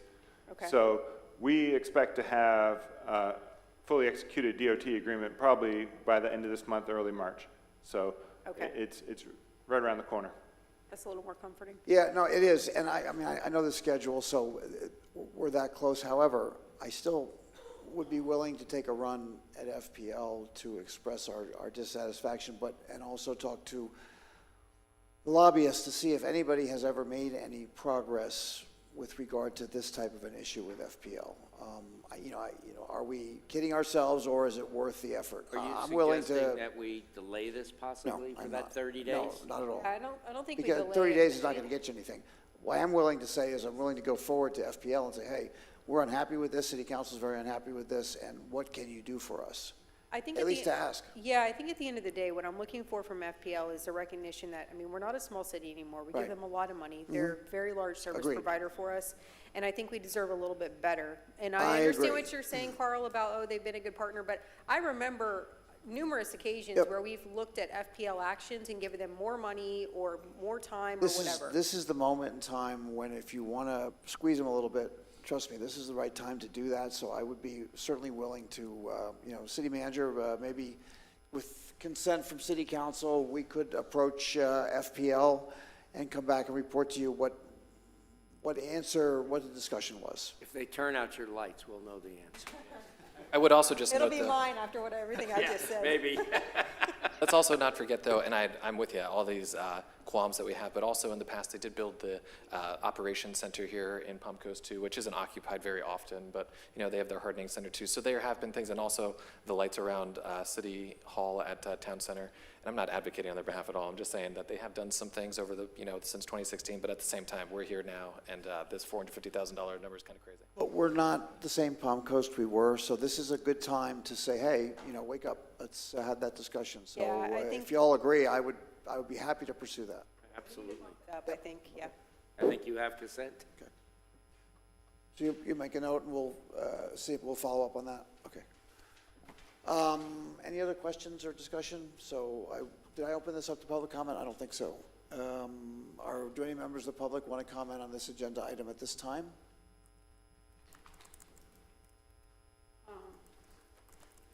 This is within this total 450,000 is within those grants that you're going to receive, correct? Okay, that's all. If there is no more public comment, I'll close public comment. I'll come back to the dais. I'll make I the have a motion to from- approve. FPL, don't turn out my lights. From Vice Mayor to approve. Is there a second? Seconded. I have a second from Councilman Clufus. All in favor, please signify by saying aye. Aye. Aye. Are there any opposed? The motion passes unanimously. Thank you. And we now move to our consent agenda. Are there any discussion from City Council before I open up to the public?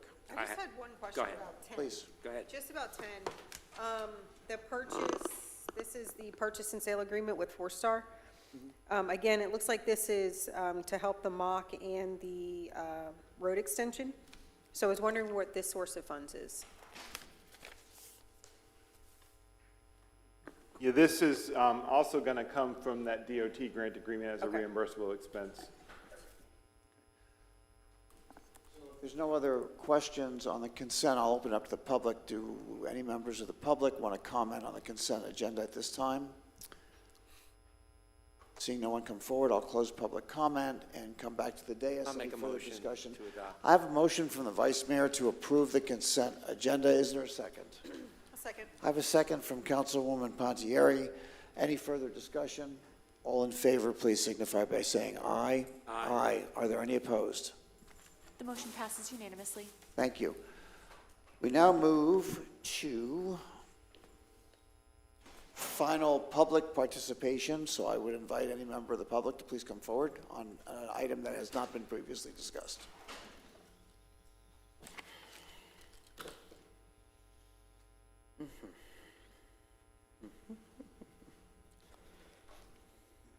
Oops. All right. Jeremy Davis, P section.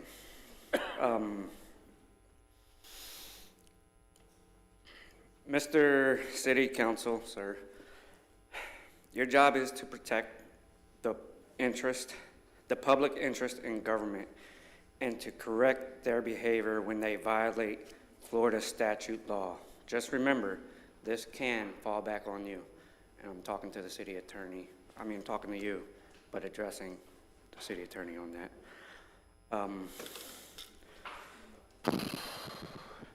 Again, just I want to see it make sense. Come out. I've asked the same. I want to see. Is this a new topic, or are you talking about the same issue? Because you've had your 3 minutes for that No, issue. this is a new topic. Okay. I'm just asking for y'all to make it make sense, because I asked the lawyer to protect the public's interest, not just y'all's. That's it. Thank you. Yes, sir.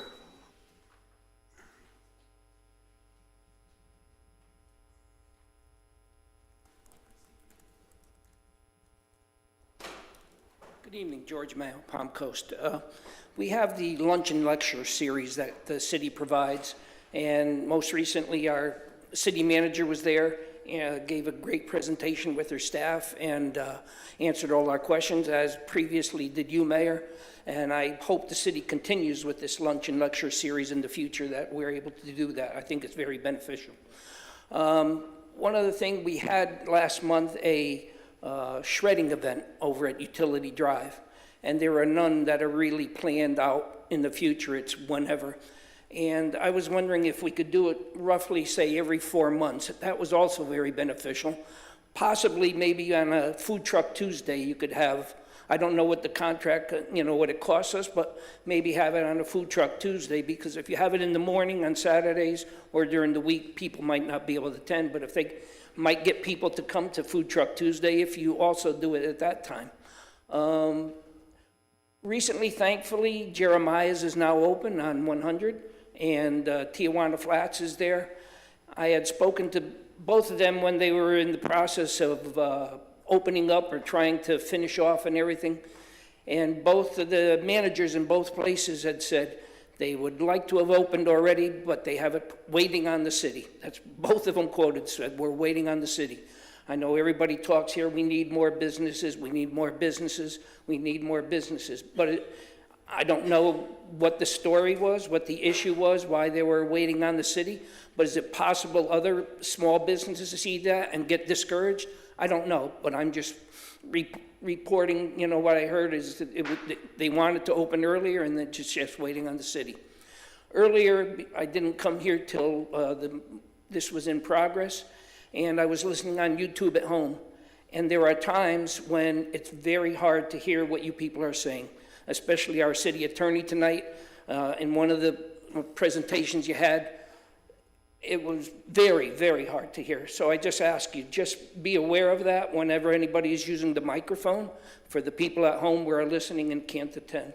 So there was one other, no, I think that's it. Okay, thank you very much. Have a good week. Thank you for your comment. No, we have these little signs up here now, and I want to thank staff telling us to please speak into the microphone. I'll try to remind people more frequently. Good So, reminder. Thank you Thank for your you. comment. Seeing no other members of the public, I'll close public comment and come back to the dais. Discussion by city council members for items that were not on the agenda. If I may just quickly, we are in a position now to move forward with our search for counsel, for attorney. I was going to ask for a consensus if you all could agree that we bring the 4 RFPs forward for for their presentation in the next no more than 2 weeks. In other words, as soon as possible, but in no more than a 2-week time frame. Is that acceptable to everyone? I think everybody has all of the information. Yeah, I'd like to keep it going, and there would be no sense to procrastinate at this point in time. So if you'll have staff coordinate and see if you can get those presentations available to us as soon as they would be, as soon as possible. That's all I had for comments. So if I have none. Councilwoman, no. No, just thank you to the staff and the Sheriff's Office for, being so diligent here. It's 9:30 at night. I know this impacts the week as it goes on. I just want to say thank you guys for sticking around so long. I know this has an impact on you guys. So I would make one other comment. So we just did do the annual State of the City, And I have to tell you, very much a production, not a performance, but a production. Staff really worked hard, and I have to tell you, it was executed flawlessly. And I can't thank them enough, because there was an awful lot of work that went into creating the theme and then putting all the pieces together so that our residents could enjoy that hour-long production. So again, thank you, each and every one of you as staff, for your participation, and fire and sheriff were also involved, so the thanks go out to those departments as well, so thank you very much. And Mayor, may I just piggyback on that? Yeah. Tunnel to Towers was also this weekend, and it was a great event, and it was cold. The sun was out, which was very helpful, but it was cold, but we still had a really good turnout, so thank you to staff, everybody that was there very early before I got there, so I'm sure it was chillier. So thank you for that, and really want to thank the residents that came out too, because I feel like it gets bigger and bigger. We haven't been doing it very long, but it's No, it's a growing, better, yeah. absolutely. So it's one of our, it'll be it's a forever project for us. And we also had Tunnel to Towers staff, execs here, attending. I think that's the first time they actually came on site, so they're recognizing us now. So we'll make sure that we tend to that properly going forward, so great. So with that, I would ask City Attorney, any comment from you, City Manager? Yes, Mayor. May I answer to Mr. Mayo on one of his comments he made? You can. Thank you. I was going to, but you can. Okay. Mr. Mayo, I came back from that lunch and learn, and about the shredding, I think that's a great idea. I went ahead and extended that information to our Parks and Rec department that manages a food truck, so thank you for that. Also, I would like to bring to the attention of City Council and the public that another great event is coming in the future. We just made the announcement about MedNexus Innovation Challenge, so that's coming in April. And the theme, I believe, is social media addiction. Correct, amongst the youth. Right. So those are my only two items. Thank you. Okay. So with that, I would entertain a motion. Make the motion. I have a motion to adjourn and a second, so we are adjourned. Thank you.